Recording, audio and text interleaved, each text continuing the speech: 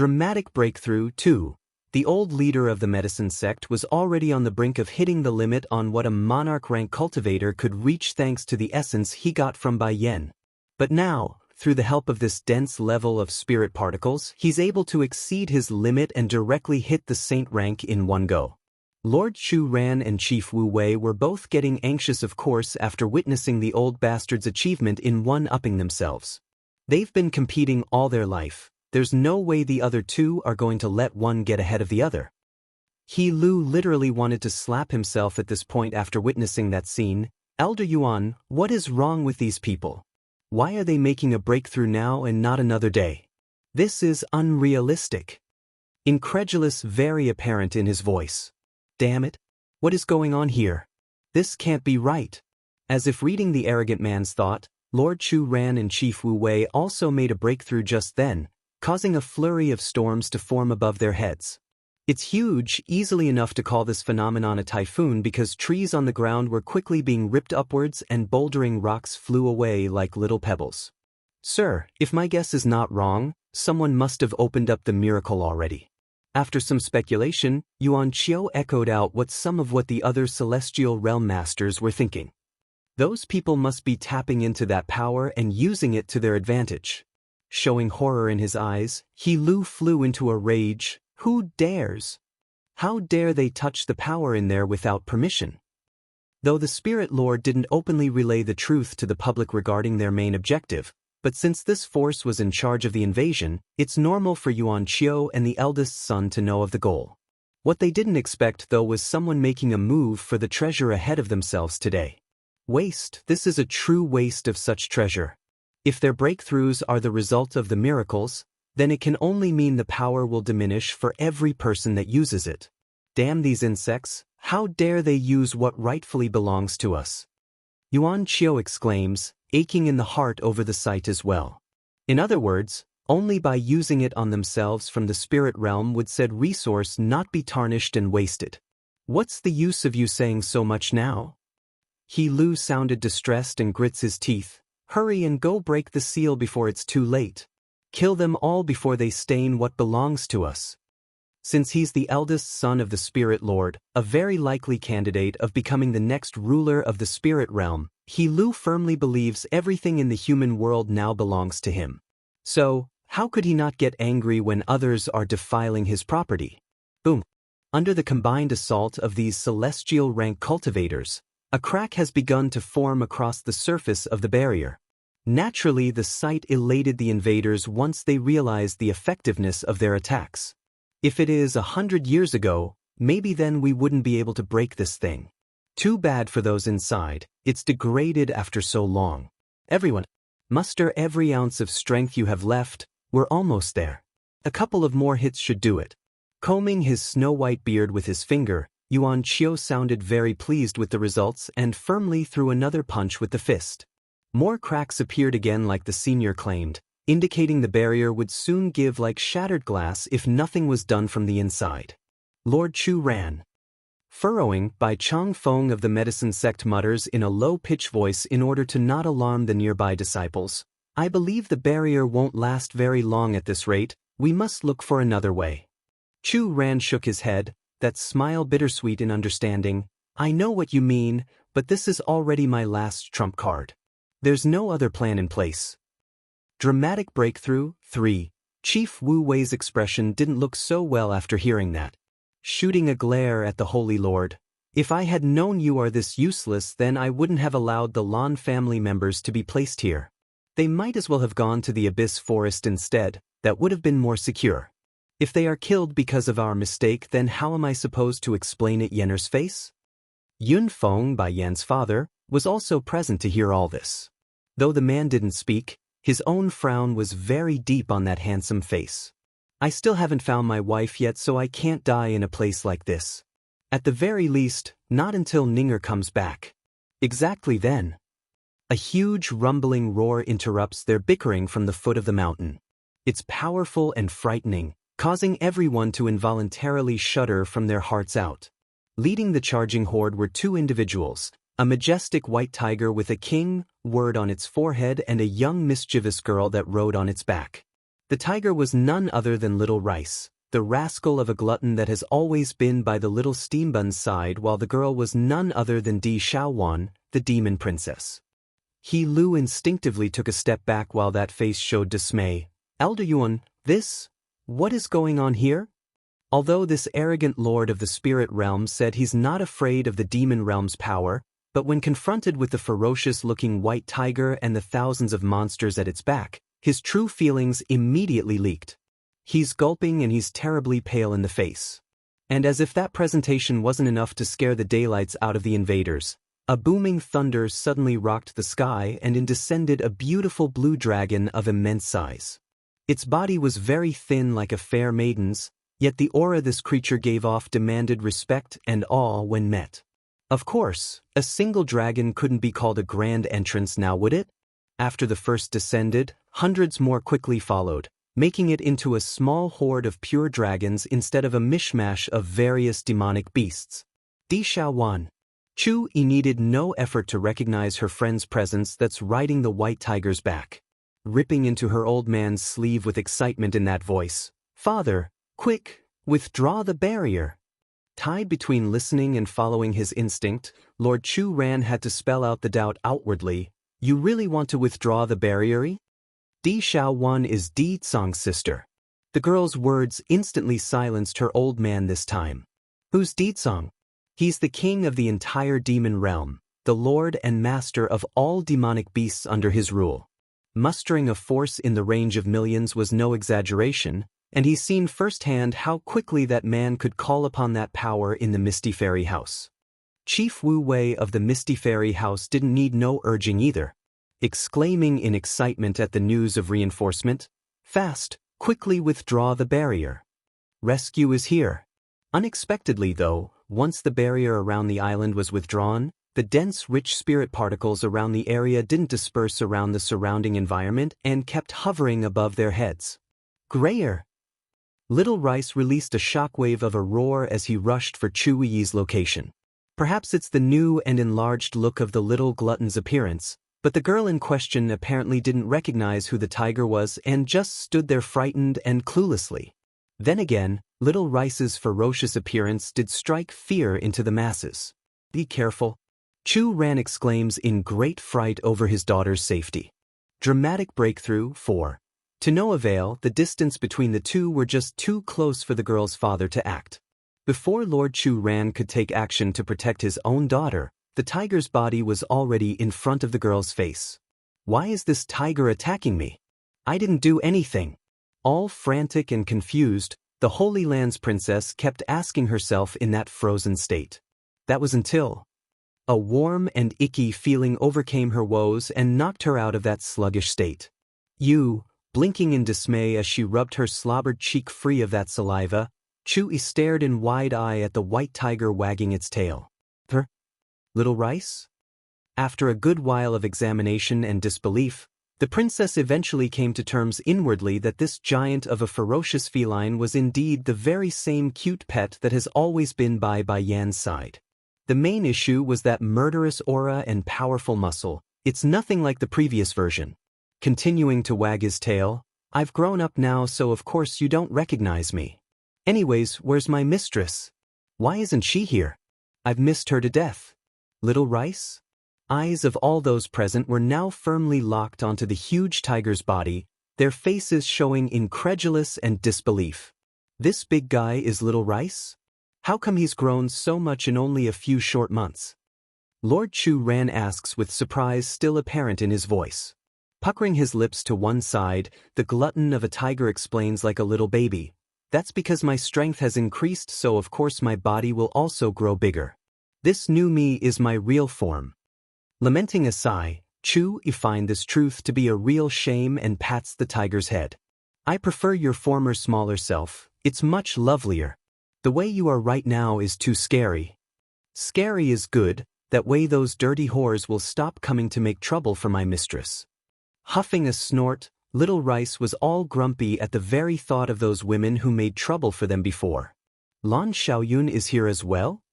Recognizing her other friend from among the crowd, the demon princess lights up in the face and ran over to pat the girl's shoulder. It's been a while, Xiaoyun. How have you been? It's true that they haven't seen each other for a while now. The last time would be at the medicine sect, and since then their squad of earth-shattering triple threes been separated till this day. Are you a demon? Asked Lan Xiaoyun with curious eyes at her friend. No wonder, this explains it all on why Xiaochun can command all those demon beasts. His old man's the boss of the demon realm. That means Bai Yan won't be harmed by anyone anymore. If I am not wrong, you are the princess of the demon realm? Yuan Qiu of the spirit realm suddenly asks from the enemy's line. Huffing a grunt, Di Xiaowan didn't give the old senior any face. You old thing got a lot of nerve, touching my sister-in-law's relatives. Just wait until my brother comes, he will definitely make you all suffer defeat. Changing in his face over that remark, Yuan Qiu thought the princess was absolutely crazy. However, regardless of his own dissent and dissatisfaction, he's not blatant enough to openly display the feelings inside of himself. Princess, this is a misunderstanding, it's a misunderstanding. The senior wanted to make a few more excuses, but his efforts were in vain because the arrogant and pompous He Lu had become infuriated over that previous comment. Nothing but a princess of the demon realm, how dare you flaunt in front of the prestigious me? If you touch so much as a single one of us here, we of the spirit realm will immediately take allegiance to the celestial realm. By then it will be on two fronts that your forces have to contend with. It's over for you animals. Reddening from her own brewing anger, Di Xiaowan grinds her teeth as she spoke indignantly, Little Rice, go bite him to death. Dramatic breakthrough, 5. Don't assume just because Little Rice's figure was relatively large that he couldn't move fast, he's not. Like a lightning bolt, he pounced for He Lu's annoying face in an attempt to bite at the man. Yuan Qiu was in big shock at the sudden attack, of course. Even if he disliked this master of his, but the man was still the Spirit Lord's only son. As such, he could only hurry over in time to take the hit. Bang! Fangs piercing his shoulder, blood promptly dyed the old senior's cloth in red. This tiger is a celestial rank? He exclaims with a sharp breath over the stinging pain. Elder Yuan, no matter how strong this white tiger is, he's only one individual. Look at us, we have over 5 on our side, what are you being afraid of for? He Lu sneered at the sight, holding no care for the fact that the old senior suffered damage in his stead due to the words he spouted. In response, the blue dragon in the sky roared again after that comment, her figure gradually transforming into a slim, beautiful young lady. Now not even the arrogant man of the spirit realm could remain unfazed anymore. With every step taken by Tsing Yi from the air, his complexion would grow whiter like an oppressive beast staring down at its prey. You're wrong, it's not just White Tiger who is at the celestial rank, I too have broken through before coming. As for the part about having more forces, cocking a smirk that could stir hearts, I think our forces of 100,000 is more than enough to contend with the likes of you here, don't you agree? Squinting his eyes in, He Lu didn't expect this dragon to be a celestial rank too. But, so what if this dragon is a celestial rank? I brought over 5 in total. Elder Yuan, we've already offended the demon realm anyways, there's no need to hold back here, kill them all. Once we've done that, we can immediately split into the celestial realm. Not like these animals can go up against that power. They're the celestial realm's underdog to begin with, plus they've fallen for over 1,000 years, there's no way they can be an opponent. Yuan Qiu sighs heavily, it seems that is the only option left for us. Princess of the demon realm, don't blame us for being ruthless. It's your side who is being a nosy body. Grower. Little Rice grows menacingly, quit yapping so much nonsense. Even if you bunch don't move, I will still tear you all to pieces today. At that, his claws promptly swept at the old senior's face again. Yuan Qiu didn't want to take another hit like earlier, of course, and resisted the attack with his sword this time around. Sadly, it not only didn't deflect the swipe, it ended up being slashed into 2 by the little glutton's claw. Understanding the situation wasn't faring well for their leader, the other celestial rank masters immediately took action and attacked from the side. Tsing Yi wasn't going to sit idly from one side after seeing this either. So, brandishing her own green blade, she joins in on the fray from her angle. However, unlike the others who had been at this stage for a long time, The lady was still new to this level of combat and could only do so much with her dance of emerald lethality. Little Rice, I can't hold these people for long. Hurry and finish that old thing and come help me. She yells after deflecting one of the slashes from her foe. The little glutton naturally wouldn't relax right now. Pressing his claw harder against the remaining half of Yuan Qiu's blade, they soon heard a sharp cracking sound and the last bit of that sword was shattered, leaving only the handle behind. Dramatic breakthrough 6. Under a loud impacting blow, a huge pit was firmly pressed out of the ground from where Yuan Qiu stood just seconds ago before he dodged backwards. Even so, the trickle of sweat coming out of the senior's forehead gave evidence of how unnerved he felt over that swipe. That would have crushed me if I didn't jump back in time. Not letting up, Little Rice rushes up again after the first failure. This time though, he's not going to let his slap miss. And sure enough, it hit and sent the old fella spinning with stars flashing across the eye. Quit playing with him, Little Rice. I need your help and these people just won't die no matter how many times I beat them down. Turning around, Qing Yi screams with urgency in her voice after smacking another one of her opponents away. This finally stopped the playful tiger from toying with his foe like a cat. Speaking in a contemptuous manner, so what if you had reached the celestial rank before me? Us demons are inherently more powerful than humans of the same level. That means I can whip your ass single-handedly by myself. Dashing over like a lightning bolt, his huge body once again slammed against Yuan Qiu from the back and causes the senior to go tumbling forward until he smashed into the huge peach tree up ahead. Sir, run. Hurry and run away. Fear very apparent in his old eyes now, Yuan Qiu screams for the arrogant man to flee. Naturally, of course, He Lu needed no urging on a matter like this. After all, it's his own life that's on the line. Unfortunately for him though, the man didn't make it very far before being surrounded by the demonic beasts that came with the horde. Bump, bump, bump, bump. As if impressed by Little Rice's playful heart, the rest of the demons began tossing the guy around like a soccer ball. First was a cheetah back kicking the fella in the butt, then came a rhino that literally horn slapped the guy in the ribs so he would fall into the mud. It's humiliating and painful, nevertheless, non-lethal. For those from the spirit realm, these people wanted to rescue the young lord upon witnessing the humiliation. Sadly, with as much as tens of thousands of demons surrounding their path, it was futile. Before long, they too had become nothing but food or lumps of flesh when the fangs and claws shred into their existence. Lord Chu Ran reacted immediately there and covered his own daughter's eyes with one hand. This is not something for a little girl to see. Close your eyes and turn away. Chu Yi didn't agree with her old man's opinion though. Brushing the obstruction away, she gave the protective father a warning stare before running off to Di Xiao Wan's side in the front. The two were looking at the gory mess with delighted fascination, a clear sign of intrigue. This nearly brought the Holy Lord to tears as his face turned grimfully dark. Why do I get the feeling my daughter is really into this kind of stuff? This won't do. A girl only needs to stay at home. She shouldn't be at the forefront in the center of battle. Umyumph. Puking out a mouthful of blood after coming back to his senses, Yuan Qiu felt desperate and deeply in pain over He Lu's pitiful state of becoming a soccer ball. You can't hurt him, he's the future lord of our spirit realm. Exasperated in his voice, the senior cries out with an increasingly flushed face, "Let him go this instant." Tilting his head in confusion, Little Rice sounded perplexed by that statement and commented, "What's so great about that deadbeat? If he was in the demon realm, he'd be the type that would be killed within 3 days. Demons believe in strength, and for those that lack it, they're no better than garbage that's tossed aside.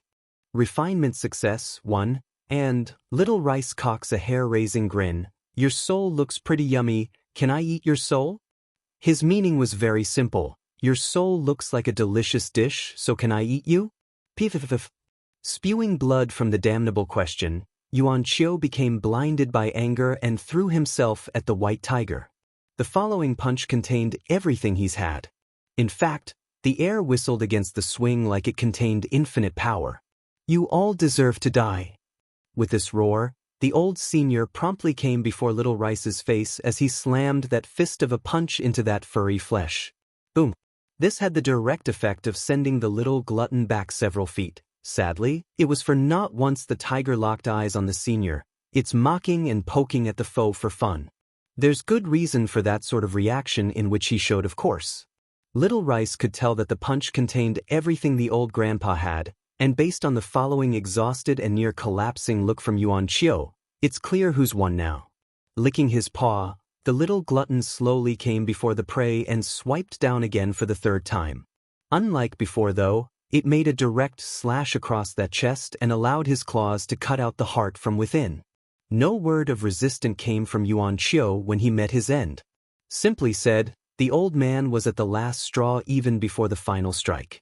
With his heart gone, what remains were a lifeless corpse that has had its last strand of life ripped from within, leaving the blood to freely flow forward and staining the dirt. Then, as if pleased with his own deed, Little Rice went ahead to swipe again with his paw at the air above the corpse. This time around though, a transparent mass like that of souls seems to be ripped out from within. The remaining 4 celestial-ranked masters didn't miss this sight despite contending with Qing Yi at the time. Immediately, all of them felt a frightening chill running through their spines and made their faces shower with fear. He actually ripped a human soul out?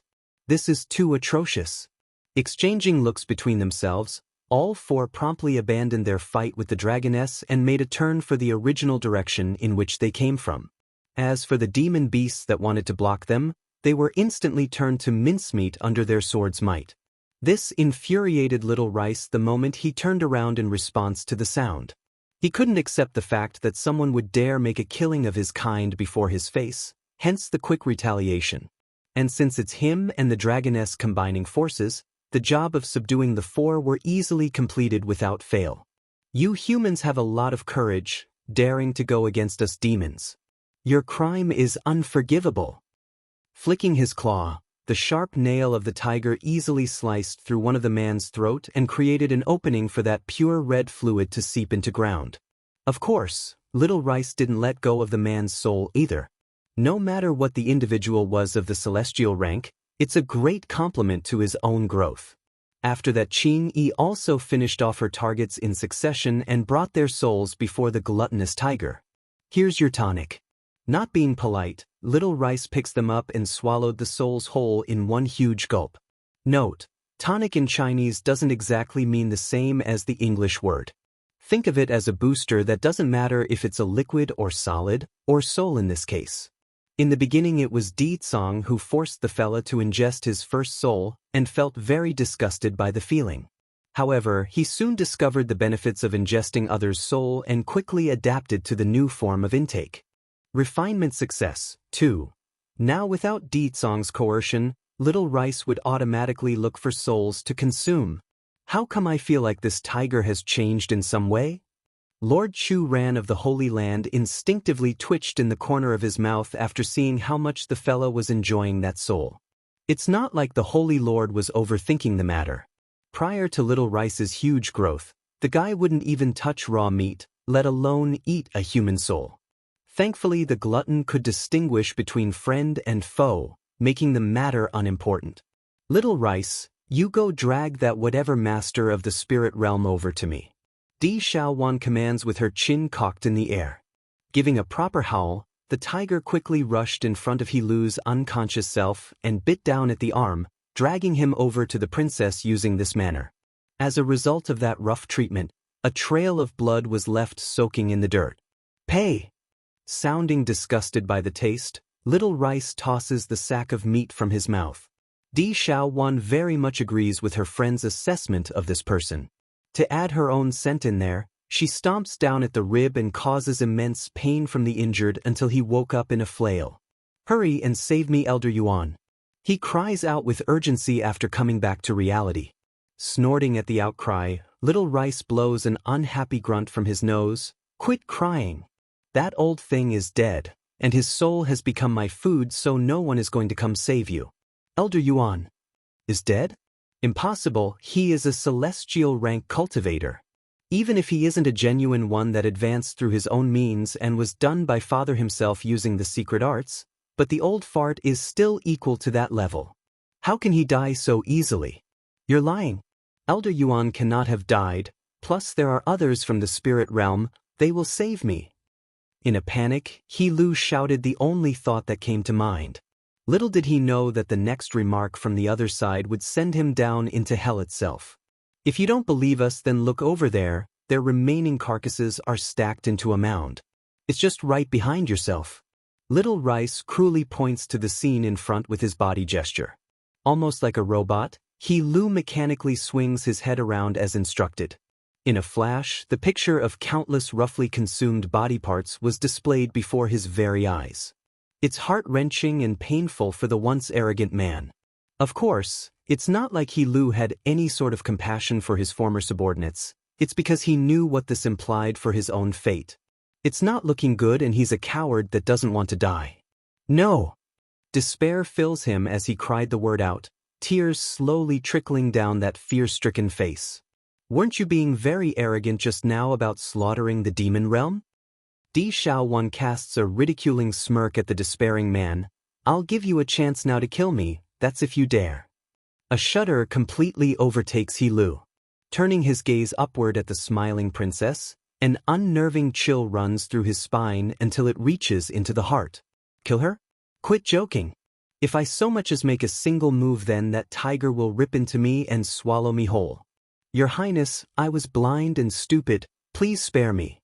Biting his lip, the once proud young master of the spirit realm began to bang his head against the dirty ground. Due to the injury he sustained, plus the amount of force he's using there, blood quickly began to come out of his forehead and making him look all the more miserable. Refinement success. 3. There's irony in the demon princess' eye as she spoke. How stupid can you be? Attacking my sister-in-law while my brother is away, that's how you ask for mercy? If I let you go now, then the one to die next is me. If brother finds out I let the one behind the attack leave unscathed, then he will break my body. So, for my own life and to cover my own ass, I must make these people pay. At the thought of covering her own hide, Di Xiaowan promptly swung her face around with the sweetest smile. Dear grandpas, everything is all right now, I've solved the main issue already. I bet you're all still very scared, so go ahead and rest. I will have the bunch here cleaned up with my men. Relaxing in his expression over that comment, Bai Changfeng gives his own beard a comb before speaking in an appeased manner. How come your brother didn't come with you? That? He went into the secret domain in search of Xiachen. Now I am in charge of watching over the demon realm and protecting sister-in-law. Scanning her surrounding after that reply, the princess was quickly deflated after not finding the familiar figure in which she sought. Where's my sister-in-law? Bai Changfeng falters for a second. She's inside the miracle. That answer actually made the sack of meat on the floor look up right away. He Lu had his suspicion that someone has taken the miracle prior to their arrival. Now it just confirms the idea and indicated their spirit realm no longer has a chance for the treasure. Understanding that much, the once arrogant man hangs his head low again, not wanting to attract further attention from Di Xiaowan or anyone for that matter. Then I'll stay here and wait for her until she comes out again. I can't risk having other idiots coming to make trouble for sister-in-law while she's inside. Reminded by her own words, the demon princess promptly glared down at the sack of meat with menacing eyes. Little Rice, Tsingyi, shred this bastard into pieces for me. I don't want to see him ever again. He Lu nearly peed himself as he shot his face upwards in horror. No, but before the man could cry out his objection, a paw had already come swinging over and sent him flying out. Then before that spinning figure could make an impact from being thrown so far, a white blurry flash had come before his face and pierced into the chest where the Dantian core was located. Clacked with his core shattered, He Lu was no different from an average person at this point. It's equivalent to a death sentence anyways if there are no others to protect him forward. Along the way I saw the aftermath of what these thugs from the spirit realm did. They slaughtered thousands, including children and women. Although we managed to solve the crisis and save many, but the dead and wounded won't change. I bet they would love to tear into these criminals who committed the heinous crime of taking their loved ones away, far more than whatever we can do to them. Little Rice suggests after his act of crippling the prey. It's not that the tiger had a heart of gold, rather he's just not interested in anyone not of the celestial rank. The soul wasn't going to help his growth and the flesh on this bastard wouldn't taste good either. Okay, Di Xiaowan nods, then watch over him carefully. I don't want those from the spirit realm coming over to rescue him when we're not noticing. No problem, leave this matter to me. Patting his furry chest, Little Rice proudly proclaims his assurance and bit down at the man's leg. His treatment was rough and uncaring when dragging the bastard away. It has to be said though, this He Lu sure has a strong level of endurance in that body of his. Even after losing so much blood he's still alive. Sing Eat Dragoness, you go too. All smiles, the princess pricks her brow like she's thought of something sneaky. I alone am enough while waiting for sister-in-law. Truth was, the girl wants to be the first one to welcome Bai Yan when she comes out of the miracle. This way her image would rise another notch, and that meant more leverage when asking for help against that mean old brother of hers. Refinement success, 4. Sing Yi wasn't like the gullible Little Rice, she could easily see through the princess's intent. Smiling there, all right. With the two leading general of their horde gone, the remainders had also stopped in their tearing of the dead bodies and came before Di Xiaowan for further instruction. As for you all, stroking her chin in a contemplative manner, go patrol the area around the Holy Land. We've captured the young master of the spirit realm so that side wouldn't do nothing. If any of you find sighting of the enemy, come inform me immediately. Yes. The horde answers in unison, causing an instantaneous shockwave to rock this land. Fortunately, the crowds of demonic beasts were willing to leave right after giving their reply, otherwise the residences here would be quite afraid for their own lives. Furthermore, it appears this other side of the demon princess has won over many of the male disciples present. Their eyes showed admiration and a sense of love towards the girl. Princess. Finally, a handsome young man decides to muster up his courage to come forward. Shy in his voice, thank you today for the help. May I invite you for a meal tonight? Sparkling in her eyes now, Di Xiaowan didn't think anything wrong of this idea and responded in kind. What would you like to eat? The young lad gives a shy nod to act all gentlemanlike. There is a restaurant outside the Holy Land in the city below. We can try their medicinal stewed chicken. I heard it's very delicious and is often crowded with patrons. I know the owner so I can help us skip the line and directly take you inside. Now the princess's eyes were shining like the sun. She has always been a victim of delicious food, so it's her one irresistible weakness. So when are we leaving? She had on a look of urgency and anticipation, which brought hope to the lad's face. Others who had similar ideas were quite envious of their peer right now. If they had known it would be this easy to invite the girl out for a date, then they too would have stepped forward. In the end, it's cowardice that caused them to miss this opportunity. Feng Xiaoling, what are you trying to do? Chu Yi saw how easily the sweet Dumbaklutz was being kidnapped away and decides to step in. I warn you, don't hit on her or I'll let my father know and kick you out of the Holy Land right now. That warning worked as expected and stopped the one known as Feng Xiaoling in his tracks. The poor lad was trembling and didn't dare to speak another word. And you Di Xiaowan? Chu Yi had wanted to start reprimanding her friend when Lord Chu Ran suddenly tugged at his own daughter's sleeve. Making a dry cough. She is the princess of the demon realm, and Bai Yan's her sister-in-law. But before the Holy Lord could even finish his sentence, the heated girl had brushed the hand away and continued to stare angrily at her friend. It's the look of someone being harsh and disappointed. Just because he asked you doesn't mean you should say yes. Do you know what he intends to do? When strange men come near you, the first thing you should do is to distance yourself lest they kidnap you with some food. Giving a harumph, the one known as the Little Witch just turned into the protective mother hen of their group. That comment completely scared the daylights out of Lord Chu Ran. If he didn't know the identity of this sweet Dumbaklutz, then it would still be fine, but he did, and that meant precaution was of the utmost importance here. Shame though, if only the man knew of the past, then he would have passed out right then and there. The reasoning? Back when the two girls met, they had fought against each other. What are you being angry with? Staring blankly at her old man's steaming face, the girl apparently didn't understand what she did wrong and went back to her friend. I'll go with you instead. What do you want to eat? Don't forget, we're the earth-shattering 333. If you're going anywhere, then it's with us. Earth-shattering 333? Chu Ran shot a disbelieving stare at his own daughter's back. Why does this title sound so appalling? Refinement success, 5. Okay. All gleeful in her eyes, Di Xiaowan happily answers, I want to eat that herb chicken pot he mentioned. When presented delicious food, the princess would be willing to endure anything coming out of her snappy-mouthed friend. Heck, the girl even forgot about her initial scheme of being the first to welcome Bai Yan once she's out again. That's how much she loves eating. But I still miss the pastry shop you took me back in the Lu Hua Kingdom the most. When are we going back there? Biting her finger, Di Xiaowan just couldn't find anything remotely as good as that establishment. There will be opportunities in the future. Grabbing her demon friend, Chu Yi then dragged out Lan Xiaoyan before flying themselves out of the Holy Land for the nearest city. Chu Ran watched this entirely from the back and had on a dull face. Why do I have a sensation that something bad is going to happen? Bai Chang Feng of the medicine sect also had the same idea, just that the old bearded grandpa didn't want to say it aloud. Chu Ran may not know it, but he clearly did regarding the level of damage Di Xiaowan could produce simply by herself. It's not lacking in comparison to the little witch of the Holy Land, and together they form a danger of unprecedented level. Di Xiaowan is the demon realm's princess. Nothing will happen, so stop worrying.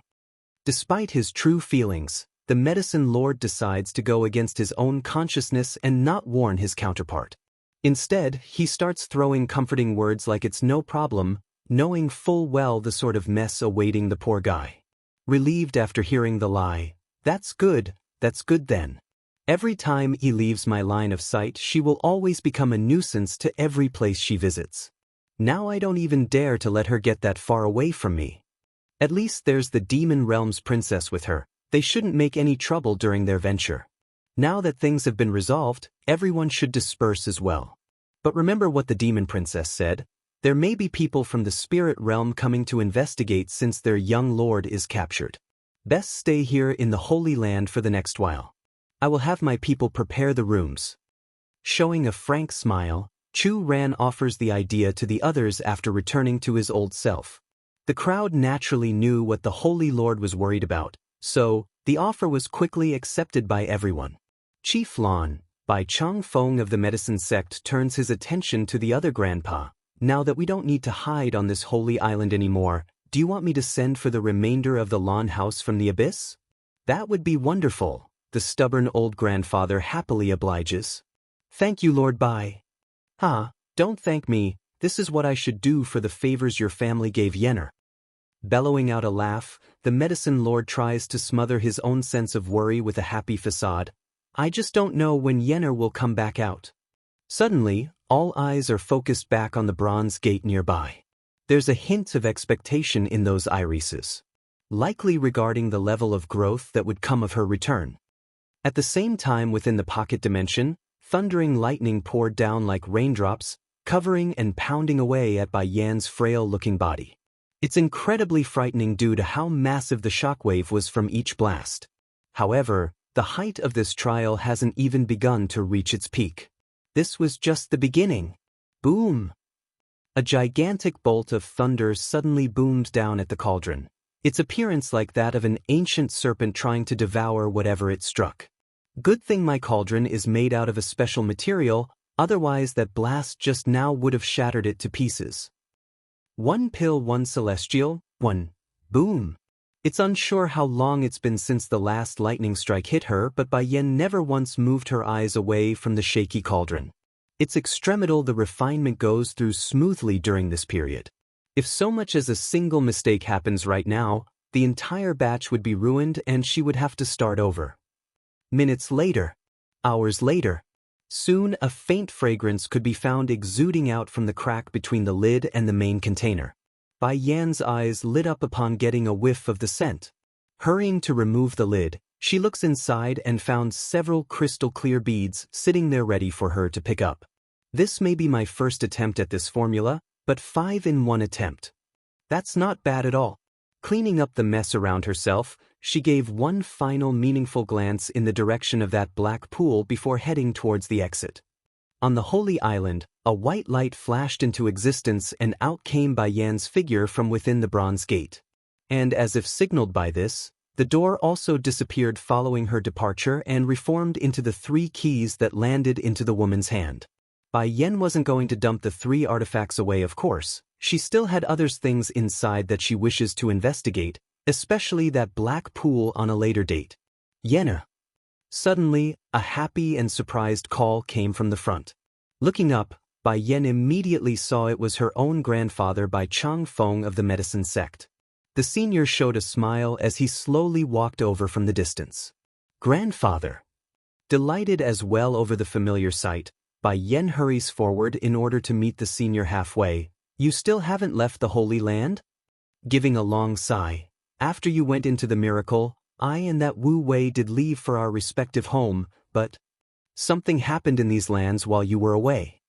Seeing the expression there, Bai Yan's voice turned solemn. What happened? Bitterly smiling, the grandpa went ahead to explain the whole story. Not long ago, that slave you sent back to the spirit realm came to us with news. She said their forces are invading and intends to slaughter everyone on this piece of land. Narrowing her eyes in over that bit, a frosty coldness flickered within Bai Yan's face. This spirit realm. They are indeed making a move. And then? She asks again with a dangerous glow. Then, Chu Ran had everyone come to the Holy Island, including the Lan family. We used the barrier around this place to protect everyone from those celestial rank cultivators. Just that. Chu Ran is simply unreliable. The barrier around the island couldn't completely fend off the attacks and nearly collapsed. Thankfully Di Xiaowan brought over a horde of demons with her in the nick of time. We were saved thanks to the help. Di Xiaowan? Blinking her eyes in startlement. But then where's Di Tsong? She said her brother is currently inside the secret domain looking for Xiachen and is not in the demon realm. Because of that, he didn't get the news of the invasion. A long silence hung over the mother's heart upon hearing her son's name. Di Tsong went looking for Xiachen? It can't be. Something happened to my boy? While her heart trembled and those hands clenched with unease, a promise suddenly surfaced in her mind. It's the promise she shared with her husband, and that was trust. If Di Tsong said their son would be fined, then it's a wife's duty to trust her husband. At the very least, until he proves otherwise. So, Bai Yen won't rush off in search of her son like she would in the past. Getting a little better in her complexion over the trust she held for the 2 males in her life, Bai Yen controls her mood so it doesn't affect those here. Then where is Di Xiaowan and the others? How come I don't see them here? 1 pill 1 celestial, 2. Bai Chang Feng could already imagine the damage those 2 girls were making, so he didn't dare to dabble on the topic any further. I estimate they went out to play. Then just leave them be. Grandfather, did you break into the saint rank? Squinting her eyes in an examining manner, Bai Yen was rather surprised by her grandpa's progress. Chuckling in response, it was about 2 hours ago. The atmosphere around the island suddenly changed and became thick with spirit particles. By taking advantage of that opportunity, I, Chu Ran and that Wu Wei, oh yes, there's your grandmother Jun Tianyu as well, we've all broken through into the saint rank. This time Bai Yen literally gawked her eyes out. About 2 hours ago? Wait, isn't that around the same time I completed the refinement process for the pills in my hand? It can't be, the alchemic trial is the cause for the island's change? Grandfather, caressing her chin, she muses for a moment before speaking. Can you go call Lord Chu Ran and my grandmother over? Bai Yen originally wanted to include Chief Wu Wei in her sentence but halted at the last moment due to the trouble of deciding what to call that man. And call Grandpa Wu Wei over as well, I have something to give them. Bai Chang Feng definitely didn't like the way the girl addressed that person, of course, evident by the puckering lip on this old senior. However, he's had to admit that Chief Wu Wei did the right thing before by offering some spots for the Lan family during the critical period. That fact helped press down the discontent. My precious granddaughter, I won't object to you calling him your grandfather, but I won't forgive him from the bottom of my heart. At the very least not until his daughter Bai Ning was found. The missing woman was this old grandpa's ache and pain, a scar that he couldn't remove. I know, nothing is going to change the fact that he split my parents apart, nor can he dismiss his part in my mother's disappearance. However, I can't deny him being unaware of the truth. At the very least he never deliberately hurt my mother, so I will bear with the past until mother is found. Father and grandmother would surely prefer it this way. That's right, Bai Yan's mainly going at this subject out of her emotional ties to Jun Tianyu, grandmother, and Yun Feng, father, while Chief Wu Wei acted as the benefactor, that's all. Sure enough, Bai Changfeng's mood got better after hearing that statement. Raising a smile, that's right, I am the most important grandfather in your heart, and that old thing can only stand behind me as a second. Huffing and puffing, there's a twisted sense of glee in the old grandpa's heart regarding his own opinion. Looking at this old guy's jealous appearance, Bai Yan just couldn't resist a laugh like she's watching a man-child. Patting his shoulder with a smile of her own, "Grandfather, don't worry, your place in my heart can never be replaced." Very pleased by what he's heard, Bai Changfeng breaks out into a roaring laugh of pride. "Huh, you said it right, Yenner. That Wu Wei can never replace me, otherwise, ugh, just thinking of that possibility is making my mood go foul. Grandfather, let's continue our conversation after you call them over. It's getting late and I don't want to postpone the matter." All smiles as well, she was very happy to see the old fella in a good mood after the fright they must have felt during these couple of days. One pill, one celestial, 3. Looking at Bai Changfeng's gradually disappearing figure, Bai Yan's smile also faded away, revealing the cold, killing intent in those eyes. Spirit realm, if they got such nerve to come do evil here at my home, then it's not necessary to keep that place in existence anymore. Just when Bai Yan was pondering on her next course of action regarding retribution, her grandfather had already returned with the requested audience. "Bai Lassie, congratulations on your success in taming the miracle. I bet you've harvested a lot this time, right?" Lord Chu Ran of the Holy Land was the last to arrive but was also the happiest on the surface. "Indeed, Lord, I got a lot of useful things while inside." Faintly smiling because of what she has in mind, Bai Yan didn't hide anything and openly admits the fact. "I heard from grandfather just now you all broke through to the saint rank?" "Ah, that's right, we've only just arrived at that level." "Then that's perfect. I have here a Dan pill, one for each. Godhood Dan pill, a miraculous alchemic product that could propel any saint rank into the celestial level without consequences, that's what she's holding." "What kind of Dan pill is this?" Holding the beady little thing up to his own face, Bai Changfeng asks with curiosity his voice. However, right as the old man's about to pop that thing into his mouth, a dainty hand had stopped him midway. "Grandfather, hold on for a little bit. This alchemic pill holds great power from within, so before you take it, please scatter everyone nearby and away from this location." Lord Chu Ran got all surprised by that comment. He trusts Bai Yan wholeheartedly. If the woman says it's powerful, then it must be incredibly powerful. Making a slight cough, "I'll do just that and scatter everyone nearby. We wouldn't want them to be injured by the spillover." After that said, the Holy Lord immediately left the Holy Island again to carry out the job. Bai Yan didn't mind waiting. Remaining quiet until the person returns, she kept silent despite the constant badgering from her grandparents for more details. The efficacy of this medicine is too amazing.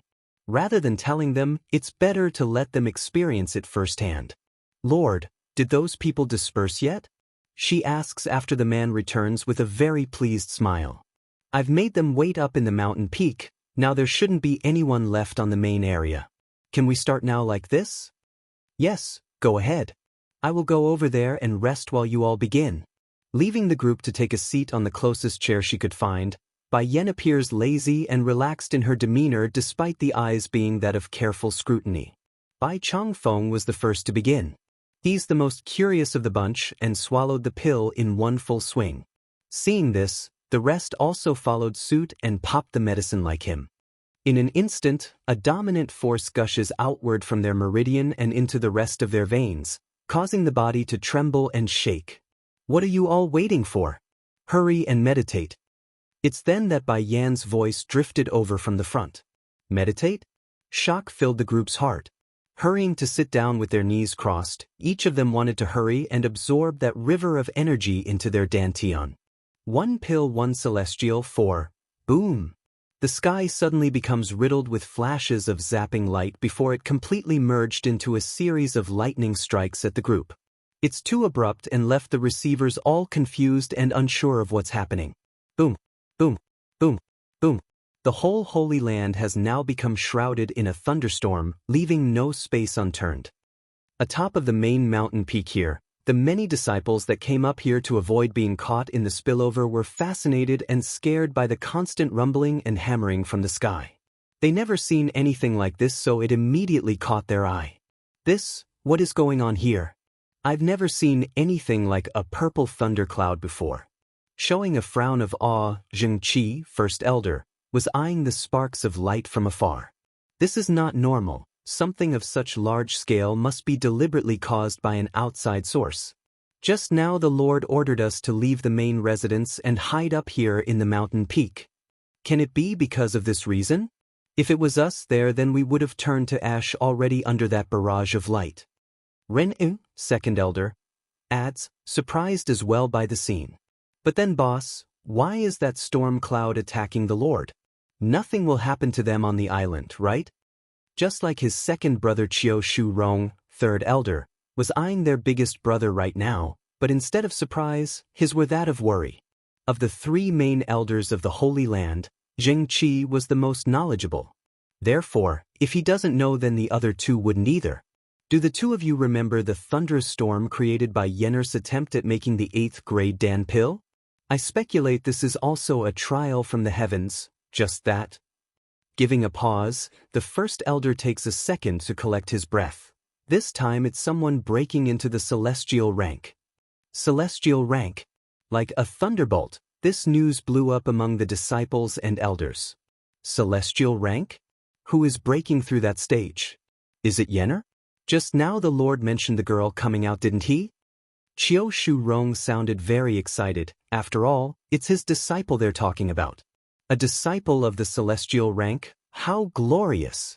Xianxia didn't add anything to his third brother's comment, only staring at the thunderstorm that's still raining down from afar. Yes, it must be Yenner. Ren Yi now got all happy as well. She was already at the saint rank. Breaking into the celestial rank is within expectation. No matter what their speculations were, none could have guessed it was Chu Ran's group, which was with good reason too. They've only just advanced into the saint rank, so it didn't make sense for them to have another breakthrough. The Holy Island has completely lost its former serenity at this point. The only safe location would be the one spot where Bai Yan sat. So, the woman had the perfect view when identifying which of her elders were about to falter. The first among the four were Jun Tianyu, the grandmother. She seemed to be shaking with a trace of blood seeping from the corner of her mouth. One pill, one celestial, 5. Grandma, crouching down to the shaky woman, Bai Yan brings forward and presents a different pill. Eat this medicine, it will help a bit, so you must hold on. Though Jun Tianyu was still stuck in a state where everything outside her body was void, the grandmother still opened her mouth out of instinct due to the familiar aura. The effects were fast after she ingested the pill, quickly healing and reinforcing her weakening body. Of course, Bai Yan wouldn't be stingy regarding towards her family and friends. Taking out another 3 pills, she fed each of her elders respectively based on the level of need. Because of this help, the 4 struggling seniors were once again able to deal with those pesky lightning strikes from above. Time continued to elapse like this, and eventually the storm cloud fades and revealed the bright blue sky with the burning sun hanging in the sky. Yenner, what sort of Dan pill did you just give us? Bai Changfeng of the medicine sect asks with a shaky tone to his voice after completing his growth. Godhood Dan pill. Those simple words exploded in their heads, ringing like a grenade, just blew up in their minds and causing their wires to completely go fry. Clenching in her heart, Jun Tianyu's surprised face quickly changed to a sense of happy glee that's mixed with disbelief. So I wasn't sensing it wrong. We really broke through into the celestial rank? Achieving a level beyond saint rank was everyone's dream in this land, something that hasn't been achieved as far back as centuries or more. Bai Yan understood why her grandmother was feeling so awed by the feat, speaking with a comforting tone. It's not necessarily essential to head to the celestial rank in order to break into that level. We can do it here in this land as well, grandmother. Besides, aside from the spirit particles being thicker over on that side, there's nothing else special about it. I will one day shape another celestial realm on that side. By then they will bow down to us. The woman's voice was overpowering, shaking all their hearts with her words. That's right, sooner or later those people who harmed me or tries to harm me will all get on their feet and plead for their life. This would be the first time Bai Chang Feng and the rest witnessed this side of their girl's personality. It's shocking and somehow daunting in a way because it's not the expected image of a good young granddaughter that they've become accustomed to. Then again, they had good reason to feel this way. The celestial realm was the strongest among the many realms that was known so far. To claim she's going to forge a new one atop of the old one was, well, borderline heresy. Bai Lassie, Chu Ran bellows out a laugh and pats her on the shoulder. I watched you grow over these past 6 years. From your weakest to the current you, I believe you can do it. You will forge a new celestial realm atop of the ruins of the old. Bai Yen openly smiled at the firm's support as she continued, Thank you, Lord, I knew you would support me. Turning to her family now, Grandfather, if my guesses are correct, the reason you were all able to progress into the saint rank earlier was because of the effects of my attempt at refining the Godhood Dan pills inside the miracle. The spillover from the success likely affected the air, and that's what caused the sudden increase in spirit particles. So, a flash of light flickered in her eyes, glimmering with a wonderful idea. I want to suggest calling everyone over to the island, whether it be the elite disciples or my flower brothel. We can have them all train while I practice my alchemy on the side. The thunder trial of an alchemy attempt was different from that of someone making a breakthrough. Unlike the latter, the former only focuses in on the specific individual and wouldn't harm those around them, making the idea feasible and very useful. One pill, one celestial, 6. Oh right, there's also the lawn house. Bai Yan's expression slowly got harder as she narrows her eyes in a bit. The number of enemies I have are bound to grow in the future. I must secure their safety and allow them to preserve their own well-being as well.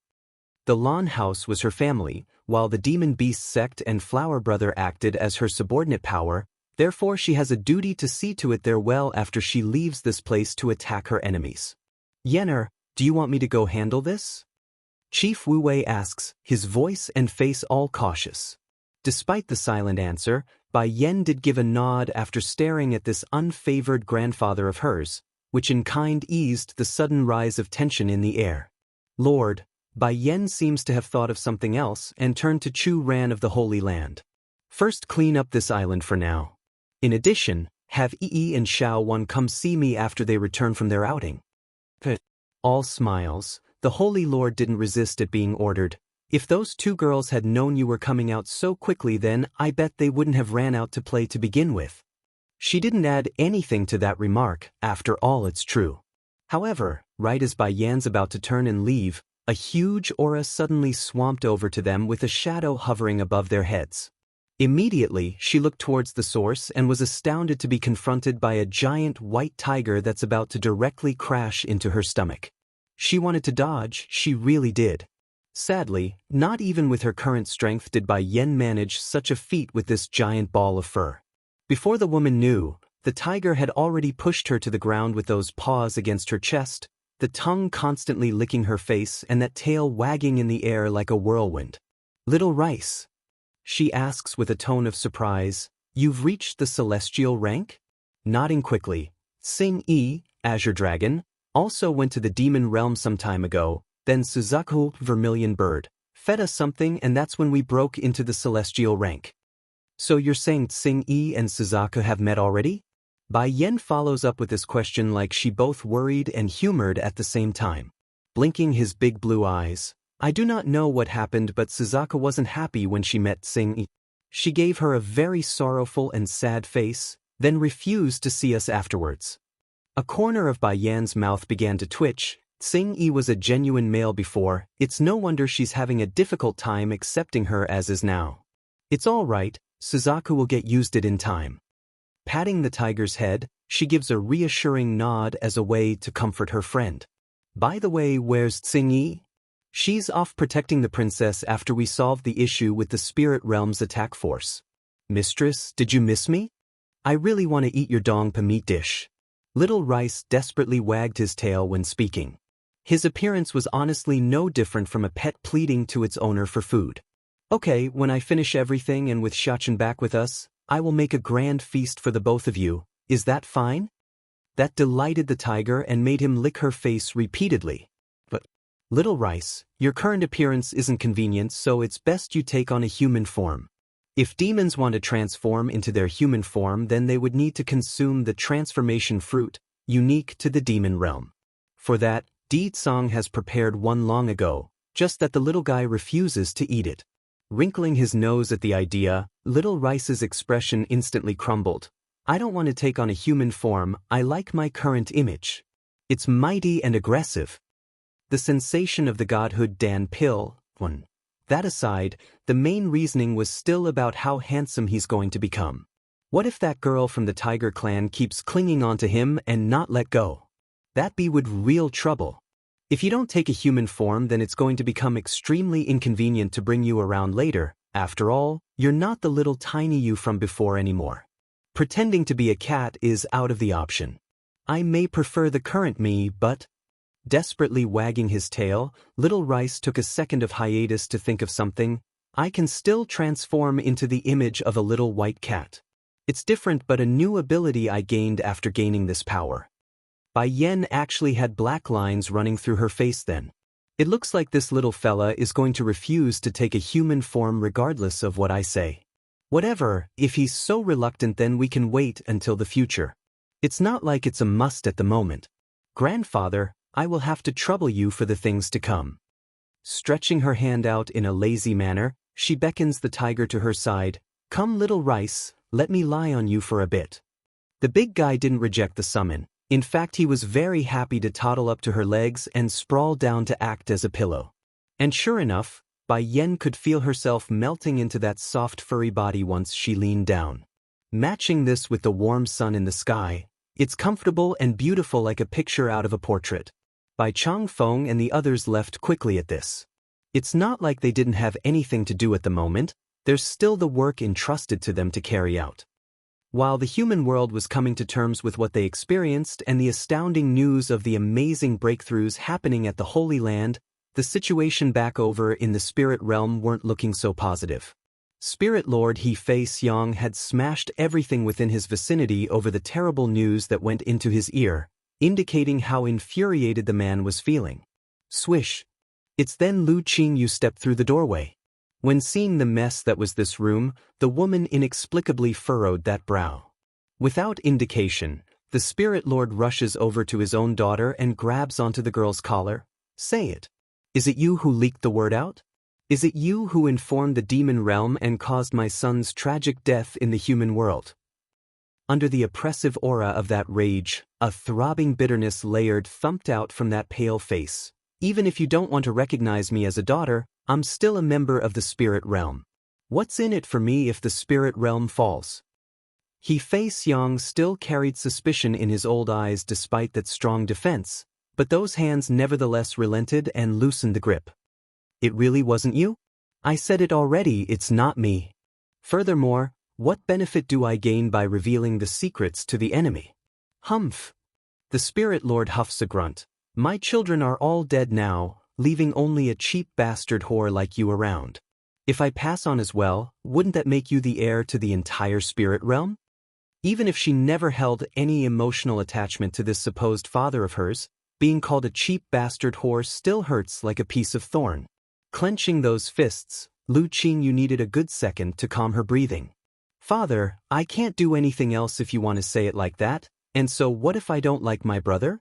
I'll only fight with him from within our ranks, never will I throw him to the wolves from the outside.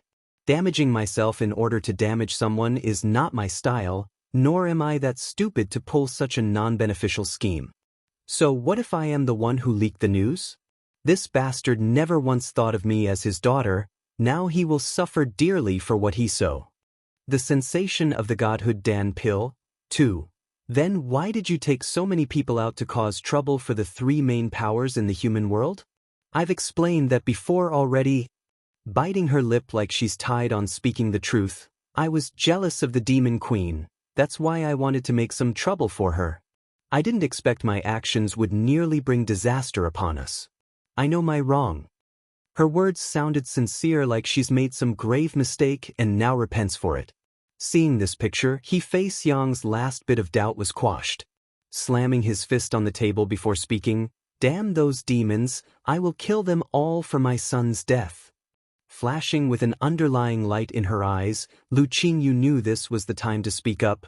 "What do you wish to do, father? If there's anything I can help with, please let me know. You daughter, I will do everything you ask of me." Due to the anger he felt for the ones responsible, the Spirit Lord had missed the cold sharpness in his daughter's aura, something which he never would have done in the past. "Qingyu," softening in his eyes, the man's voice grew gentle like a proper father's. "Now I only have you left as a daughter. I'm sure it's been tough on you over the years, so why don't you change your surname back to the family's? How about that?" Showing an excited face, "Thank you, father." From the initial glance, her expression looked no different from someone that has waited a long time for this opportunity. However, if they just took a minute to look deeper, they would immediately notice that poisonous and vicious light hiding within those irises. It's chilling and murderous. Ever since this bastard killed her mother and ordered Lu Qingyu's expulsion from the family book, this woman has never once forgiven the man in front. He's dead in her heart already, so whatever he tries would mean nothing. "Qing Lu, I know I was too harsh on you back then, so I hope you will forgive me. I didn't have a choice either."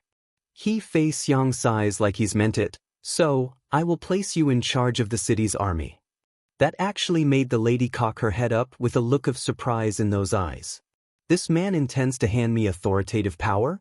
If it had been before, then perhaps Lu Qingyu might be moved by the offer, but now that's not going to happen. To say the heart has been tempered cold was an understatement. "Yes, father." Afraid of being caught, she hurries to force an excited smile again on that face despite what she felt. "If there's nothing else, I wish to leave first." "Go ahead then." Fei Xiang waves his hand in a dismissive manner, tiredness apparent in that voice. Arching her fist, she promptly closes the door behind herself and left, leaving only the Spirit Lord alone in this trashed room. "Milord, are you really going to hand over that much power to the miss?" Asking this was a gray-robed old man that suddenly materialized from the shadows, his frown indicating he's not of the idea. "Is there any other way?" The cold snappiness in the Spirit Lord's voice explained the man shared the same opinion. "My pair of children have both died at the hands of the demon realm. Now I only have this one bastard daughter born of a whore. If I can still continue to have children, then of course I won't look to Qingyu to succeed me. But what else can I do? I've lost the ability to raise my bottom part already due to age. Where else am I supposed to find another child?" The old senior from the back didn't add anything to those words. He couldn't deny what his master was saying. Even so, the aching suspicion of something being amiss kept bothering him. The sensation of the godhood Dan pill. 3. Back outside, Lu Qingyu's expression had turned into a snarl by this point as she gave one last fleeting glance to the room behind herself. "Miss." Senior June had been waiting outside during the entire exchange, so his expression promptly eased up at the sight of the lady. "How did it go?" "That old thing has completely fallen for my words, so we should be good for the time being. However, whether or not the spirit realm can avoid the upcoming crisis is beyond my control." Lu Qingyu had a smug look when she said that because the image of her mother's tragic death still lingered in her mind. It's unwipeable and the fuel to her rage. "Elder June, let's go. I don't believe there will be much days left for this place anymore." Taking in a deep breath, she slowly strolled for the main gate as the hatred continued to burn with each step. For the senior who has been faithful to this lady and her late mother, he just couldn't help but issue a long deep sigh. Unlike others, including his fellow peers that remained faithful to Lu Qingyu, only Junhao himself knew what really went down behind the shadows.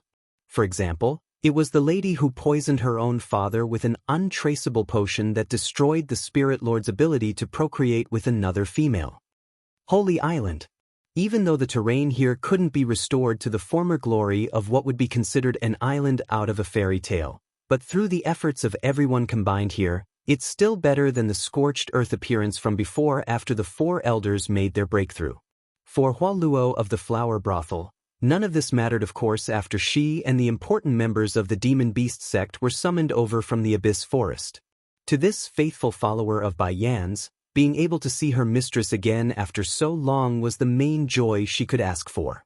Taking a slight bow to show her respect, Mistress, I am so happy to see you again.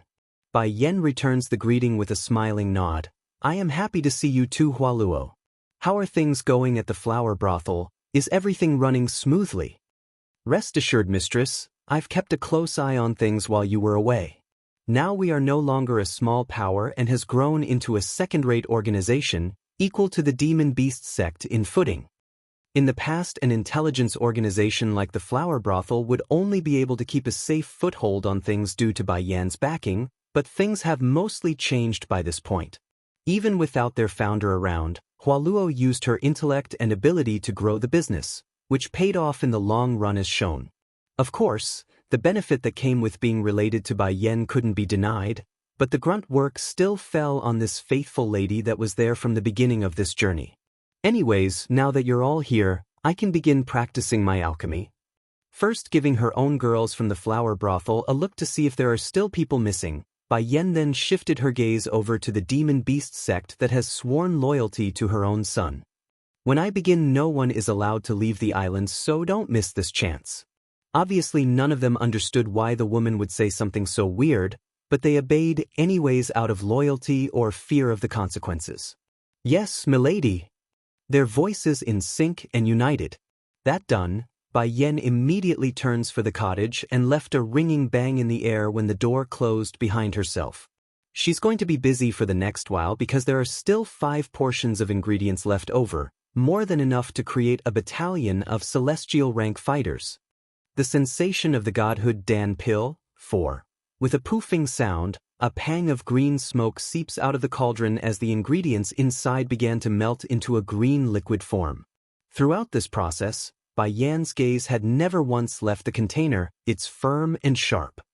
Back outside in front of the cottage constructed out of bamboo, the crowd were all sitting crossed-legged and immersing themselves in this great opportunity to cultivate.